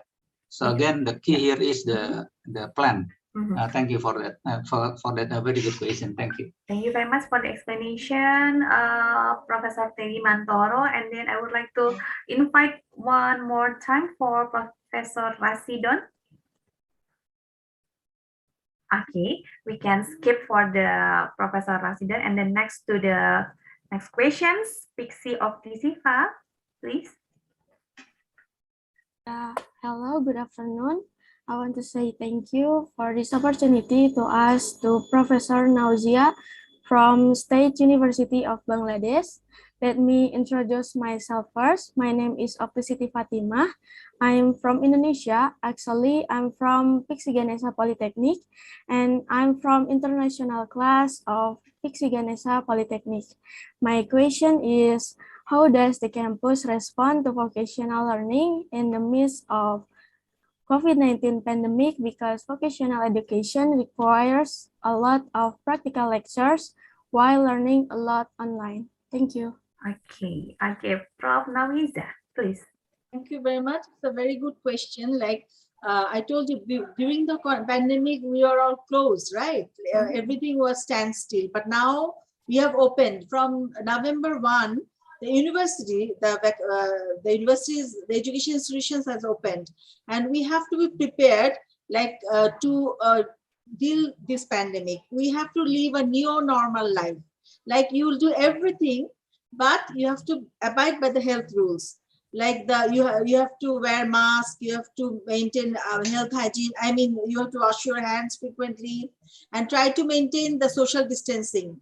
So like the education institutions also should take precautions or steps to address all these problems. You understand? Like in my university, I'm a public health specialist.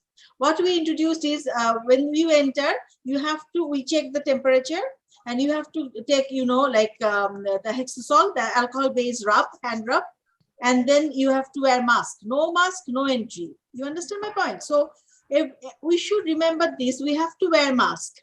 Otherwise, we don't know when the pandemic will end, but we have to take precautions.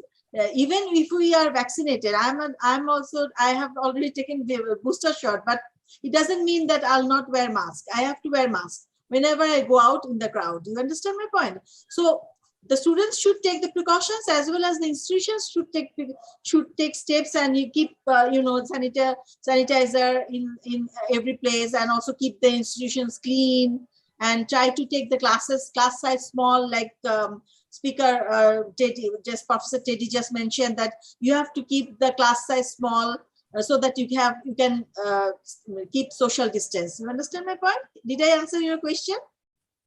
I think I did. Okay, thank you. Okay, simple thing that we have to follow the rules, yeah, Prof. Nawiza, about, for example, wearing the mask is a must, and then this is the rules that we can go to our activities to make another people comfort and safe. Okay, thank you very much, Okti Siva. And then next question, Piksi Ganesha Bandung. Oh, okay, Piksi Kebumen Catur.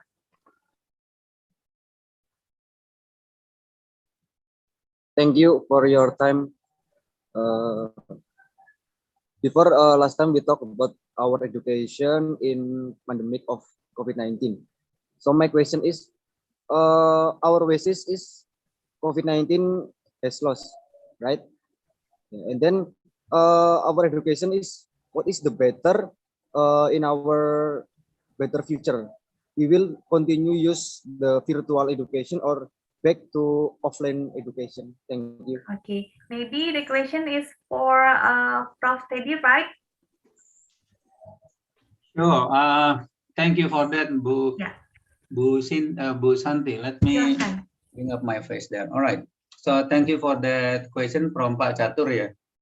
So what will in the futures? Let me share with you. I have one statistic data here. Let me share with you. Give me 1 second. All right. I give you a good data that this is dealing with the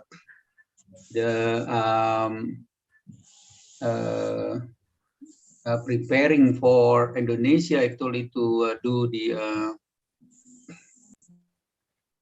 just a moment, okay.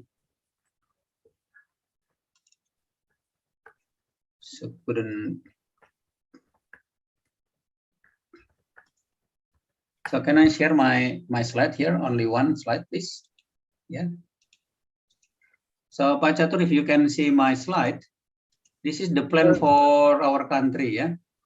Yes. So nowadays, this is one reason why the number of the victim of the COVID reduced dramatically, because every single day in Indonesia we follow the scenario 1 here.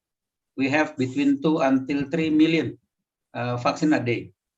All right. So they actually help to achieve the herd immunity. If we have already raised to the herd immunity, and we can also protect with the variant of the new COVID-19, if we well prepared enough, so maybe the percentage of our country to have like virtual activity, they will be reduced dramatically also. So meaning people can do their work just like usual. If you come to Jakarta nowadays, the traffic just like before. Actually, this already back to nearly normal, not 100% normal, but the traffic already there.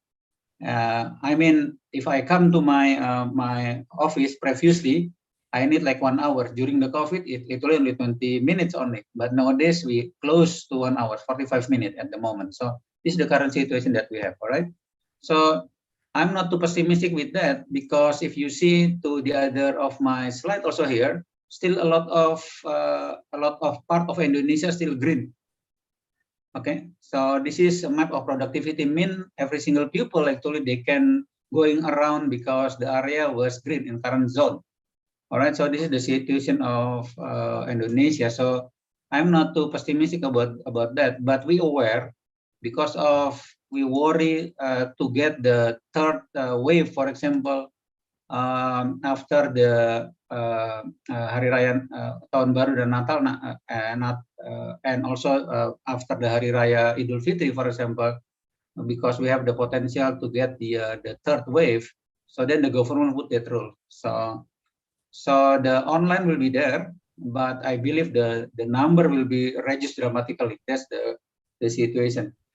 And one thing that I want to leave with you, my message here is, this is related with the competency. Because even though we have the face-to-face meeting, if the patient from the student to learn to study and the enthusiasm also low, that will be, a problem with the student also in terms of absorbing the learning outcome. So if, for example, we are still online and the lecturer give you the rencana pembelajaran semester, for example, in the vocation thing, if you feel like you don't have the skill until that level, a lot of channel to learn more. Everybody now can go to the a lot of online class, MOOC, for example, and so on, and also a lot of resources also from even from YouTube, for example. So my point here is the passion and then the enthusiasm should come to the student to bring their knowledge, to their competency until they reach enough to be accepted by the industry. I really appreciate from the presentation from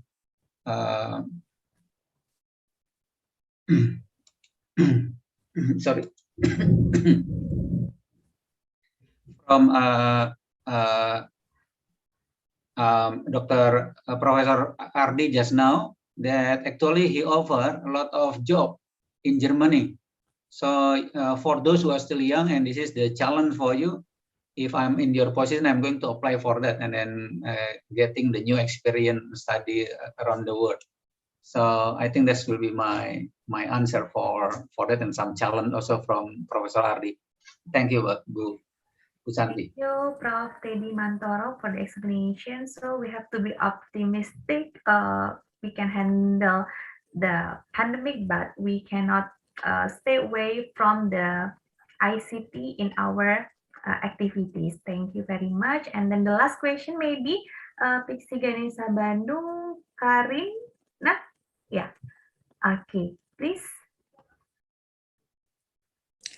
Okay, hello everyone. Good afternoon. First, I want to introduce myself. I'm Karina Nomi from Polytechnic Piksi Ganesha, and I'm from international class in Piksi. So my question is to all speakers from Philippines and Bangladesh. Advance in information technology require us to think hard to be able to exist in the middle of the COVID pandemic, both from the IT and health sectors, because the COVID-19 pandemic has had a hard impact on all sectors. So please give us a response from all speakers. Thank you. Okay, the first one, I would like to invite Professor Dr. Nauzia, please, your comments. Thank you. As far as I remember that you were saying the role of IT in health sector, because I'm a doctor, so I'll cover the health sector. So yeah, of course, this COVID-19 pandemic has stagnant effect all over the world. We are all standstill, right? When it began in 2020, but we got scared. Because why? It's a new disease. We don't know. No scientists knew about this virus. But now, due to this information, like the data and the research and the information that is in the WHO is sharing, the CDC, Center for Disease Control Sharing.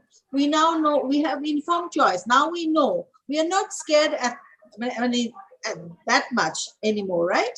Like in 2020, I was also very depressed.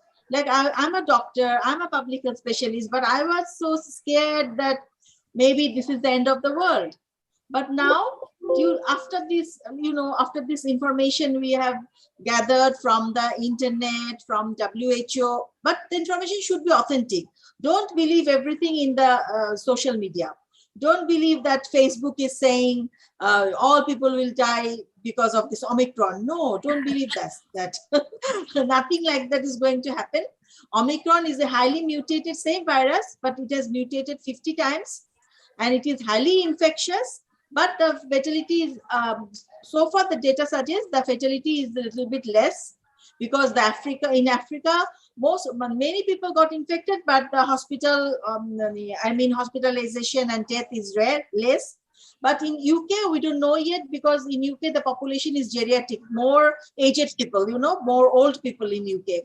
So we are a bit scared about that, like maybe it will have a bad influence on UK people in Europe, but I think it will not be that much. So through learning, like through information, correct information, we have informed choice, and we are not that scared anymore. I know how to protect myself. Now I come to office with my mask.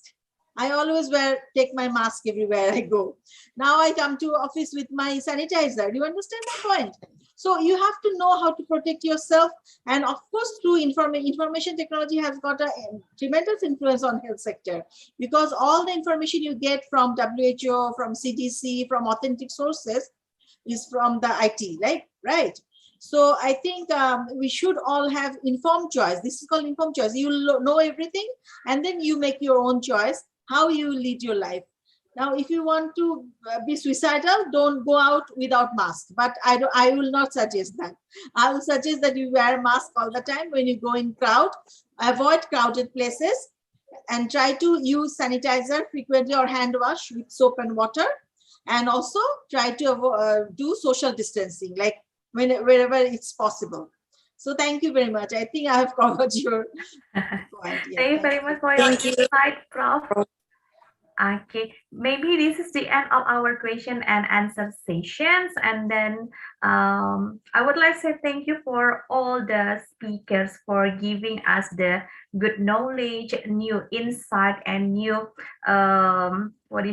new information about how to face the COVID situation in many aspects: economic, business, IT, and also health. So the underlying statement from Professor Nawiza is get more information and handle yourself to make yourself comfort and safe in this pandemic. Dan Prof. Teddy menyampaikan, we cannot ignore about the penetrations of digitalizations nowadays. Thank you very much for all the speakers, Prof. Nawiza, Prof. Teddy, Prof. Ardi, and also Prof. Rasidon. And then this is time that I would like to invite our director, Dr. Prihartono, to give the certificate from the committee to our speakers and moderator. Okay, thank you very much, Ms. Santi.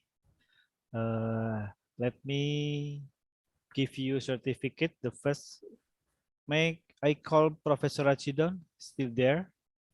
Are you still there, Dr. Rachidon? I'm here. Sorry, okay. sorry. Thank you. Okay, Dr. Rachidon. On behalf of the Director of Polytechnic Piksi Ganesha, I will give you the certificate to Professor Rachidon P. Bernarte, acting as a speaker in our event, Piksi International Conference on Knowledge and Sciences 2021. Today, Saturday, December 18th, 2021, with the theme multidisciplinary context in empowering the potential resource survival during the COVID-19 pandemic, setting in business, IT, and health perspective, signed by Head of Committee, Dr. Prihartono. Thank you very much, Dr. Rachidon.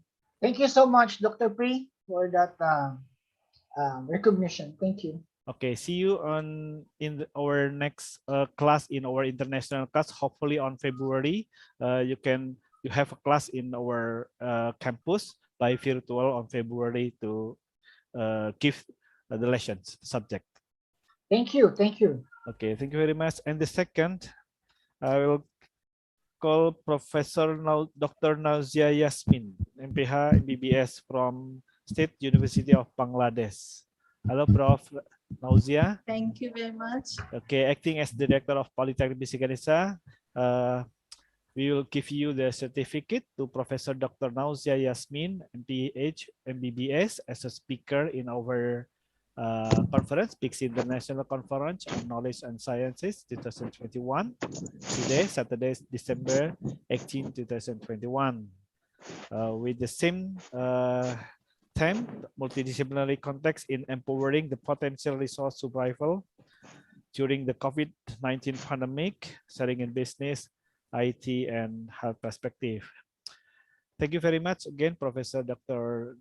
Nauzia. Hopefully, sometimes if after post-COVID pandemic, you can come to our campus to Indonesia, and hopefully after this event, we can collaborate with your university, maybe acting as a lecturer in our campus in our international class, because we have also 18 students from Philippines, also from Sudan, also from Madagascar.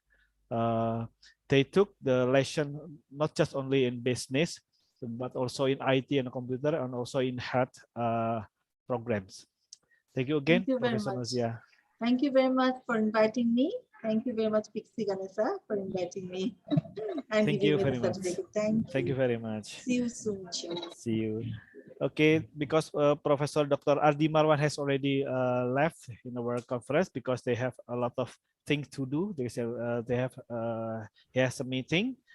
Let me give the certificate to Professor Insinyur Teddy Mantoro, MSc, PhD, SMIE 3. Hello, Prof. Teddy.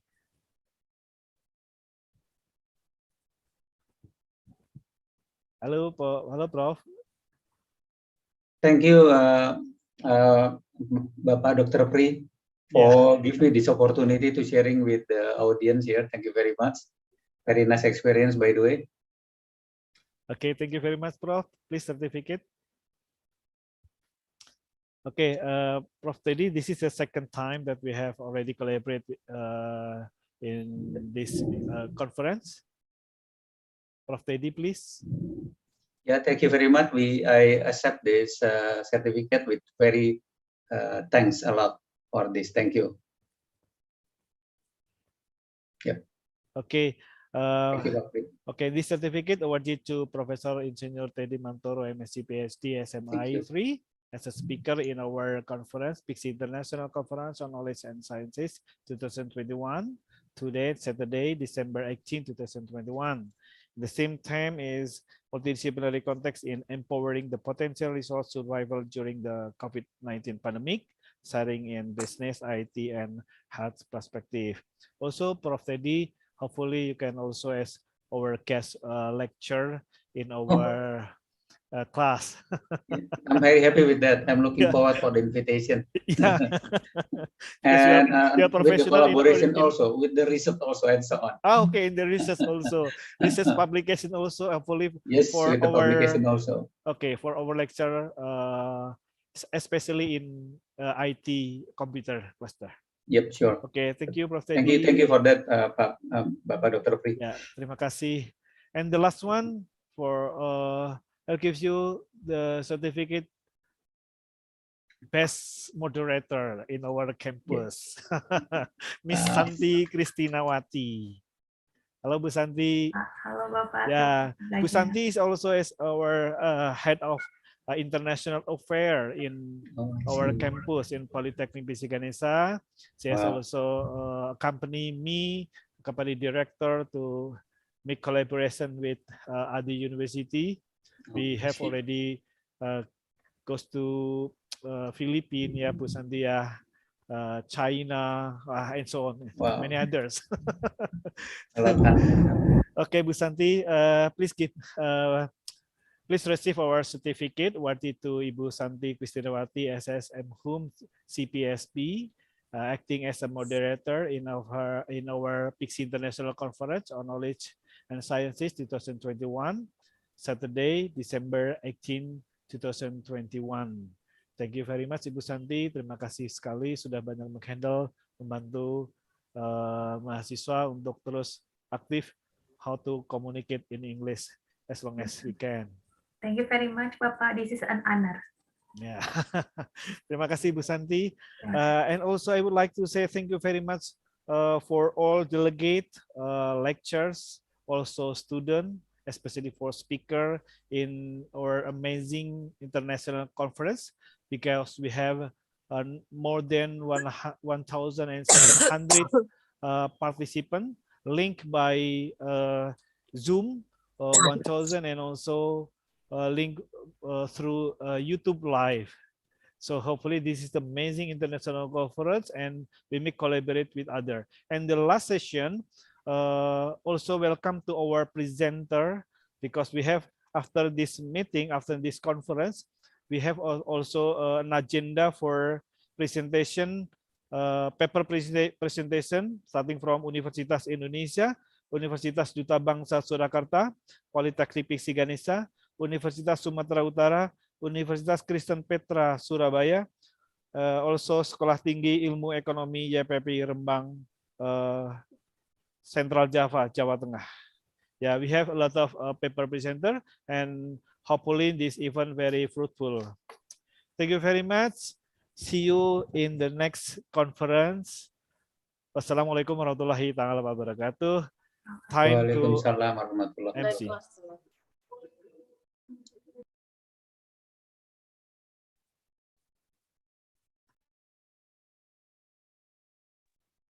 Okay. Okay.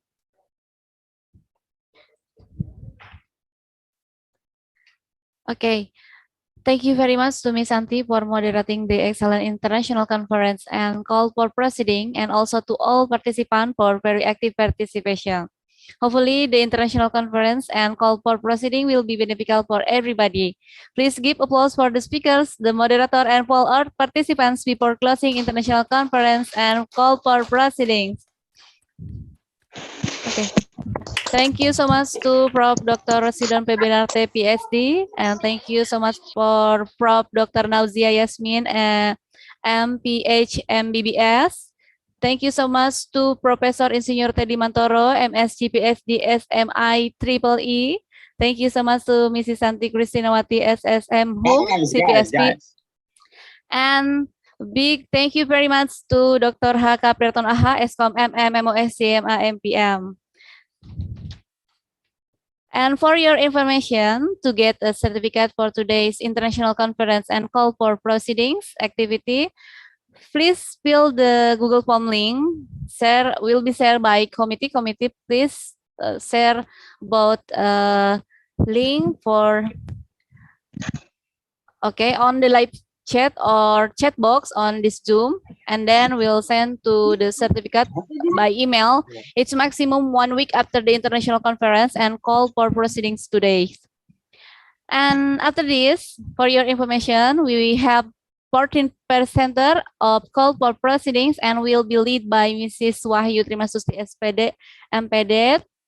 To all presenters, just stay on this Zoom after closing, and cause we will break room for call for proceeding after this conference.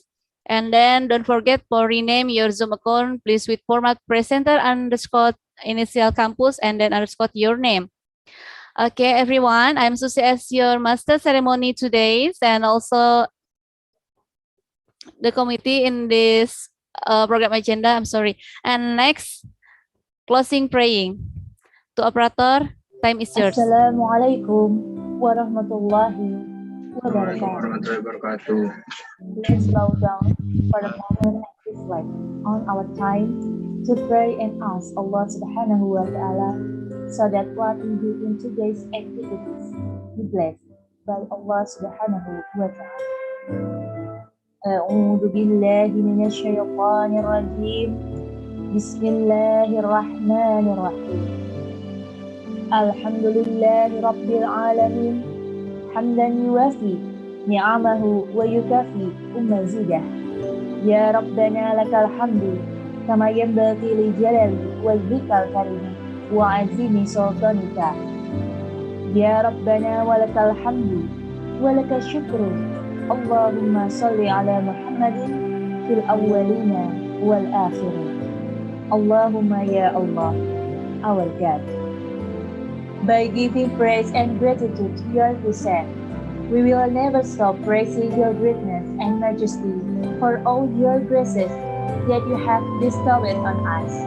Today, with full intimacy and happiness we are here, may you give your blessing and blessing in this event that we do. Oh Allah, this webinar and talk show has a very big meaning and significance for us, especially establishing friendly relationship between human beings, the best creators that you have created from all of your creators. Ya Allah, you presenting us here is nothing but to improve at the same time our competence in the field of Sharia economics. For that, O Allah, instill in us the nature of your mercy and warmth so that we can gain visible knowledge today. Allahumma ya Allah, determiner of the future. The future belongs to our next generation. Make us a generation of faith and pity, respect for our parents and predecessors. A quality generation so that we can bring this nation and country to the level of progress that we aspire to. There is no hope and our dream, but hope that your blessing and blessing will always be with us. Allahumma ya Allah, with this activity ended, may, O Allah, you can bestow knowledge and strength to all of us, and you grow a sense of brotherhood, a solid union between us, Israel and intact. O Allah, our God, you are the most forgiving. Forgive our sins and mistakes, the sins of our leaders, and the sins and mistakes of our parents. Please accept our prayers and please. O Allah, only you we worship and ask for help. Ya Allah, only to you we serve and only to you. Iyyaka na'budu wa iyyaka nasta'in. Rabbana taqabbal minna innaka antas samiul alim wa tub 'alaina anta tawwabur rahim. Allahumma ij'alna fi ta'allumina wa imtihanina minan najlina innaka Allahumma tahhir qulubana wa afkarana wa ahsin akhlaqana wa ahsin bisolihatina a'malina. Allahumma inna nas'aluka huda wa tuqa wal afafa wal ghina. Rabbana la tuzigh qulubana ba'da idh hadaytana min ladunka rahmatan innaka antal wahhab. Rabbana atina fid dunya hasanah wa fil akhirati hasanah wa qina adzabannar. Wa sallallahu ala sayyidina Muhammadin wa alihi wa sahbihi wa barakatuh. Wassalamu subhana rabbika rabbil izzati amma yasifun. Wassalamun alal mursalin. Walhamdulillahi rabbil alamin. Alhamdulillahi rabbil alamin. Wassalamualaikum warahmatullahi wabarakatuh. Waalaikumsalam warahmatullahi wabarakatuh. Thank you very much. And everyone, let me show a little documentation video of our international conference today. My love, there's only you in my life, the only thing that's right. Piksi International Conference on Knowledge and Sciences. Your every breath that I take, your every step I make, and I want to share all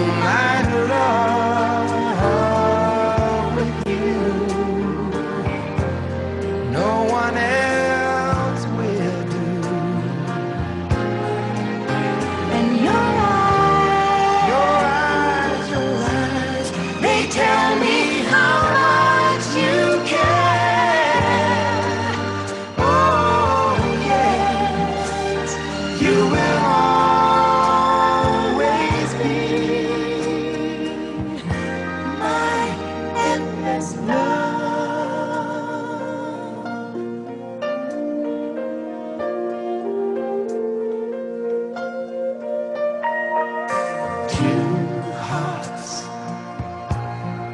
Two hearts that beat as one.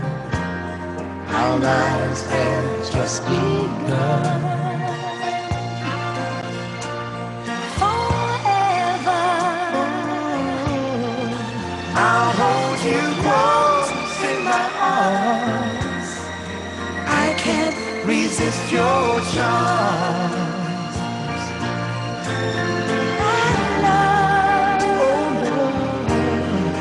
I'll be a fool for you, I'm sure. You know I don't mind. Oh, you know I don't mind. 'Cause you mean the world to me. Oh, I know I found in you my endless love.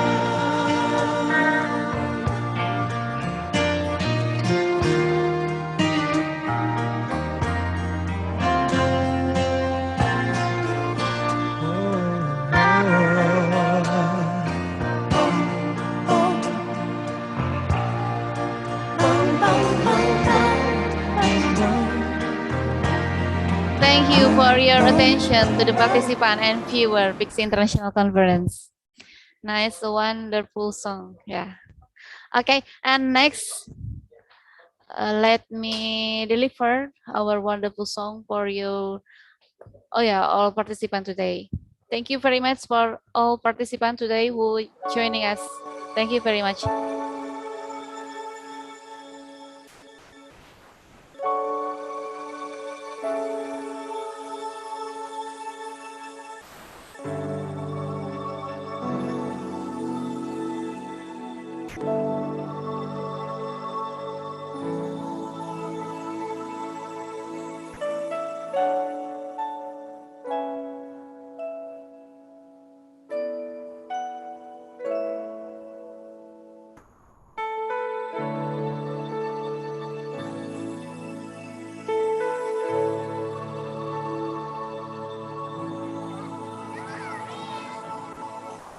Think about the generations and to say we want to make it a better place for our children and our children's children, so that they know it's a better world for them, and think if they can make it a better place.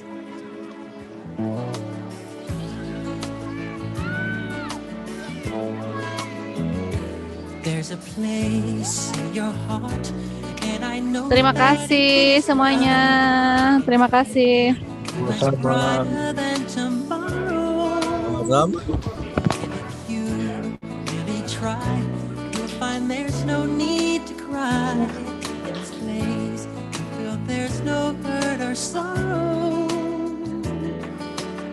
Terima kasih semua kepada para peserta, Bapak Ibu dosen, ini tim-tim IT kami yang sudah bekerja luar biasa.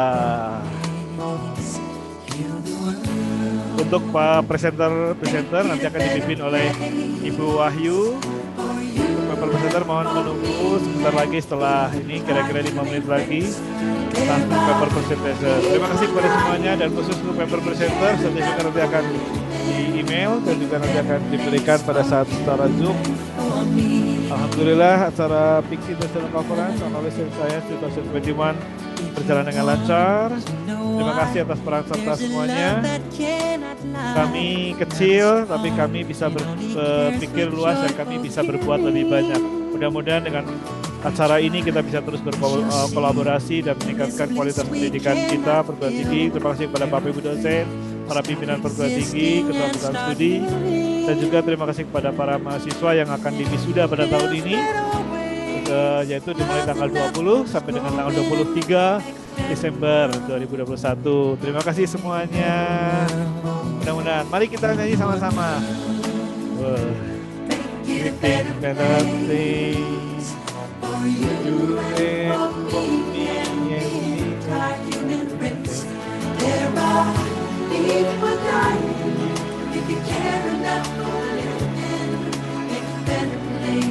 for you and me.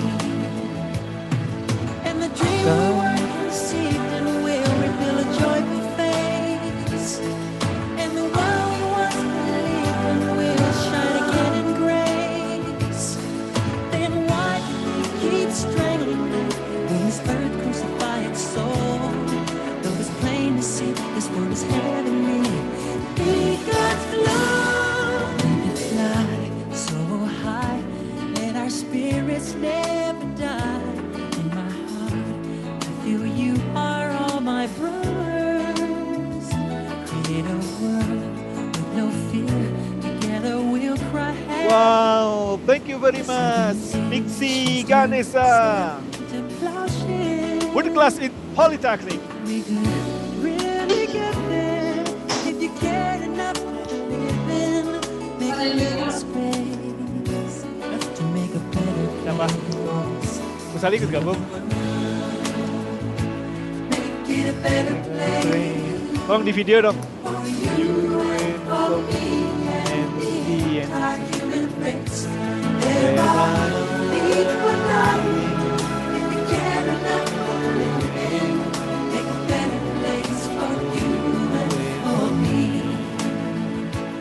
Heal the world, make it a better place for you and for me and the entire human race.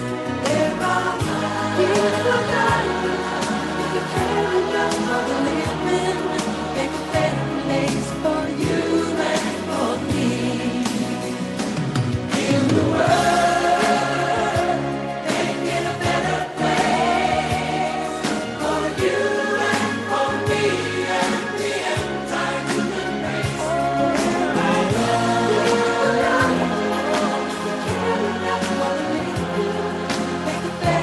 Terima kasih kepada semuanya yang sudah memberikan pertanyaan. Terima kasih juga kepada calon wisudawan yang menjadi generasi unggul, sarjana yang berkualitas, dan masa depannya cerah dan sukses selalu.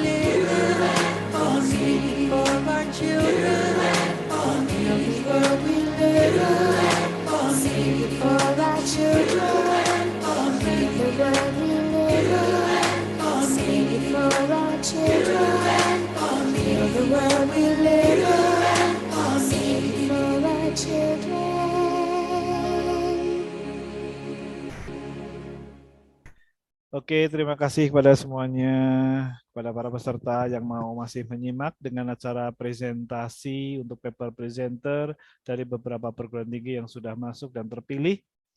Dipersilahkan, nanti akan dipimpin oleh Ibu Wahyu Trimastuti untuk menghandle acara proceeding.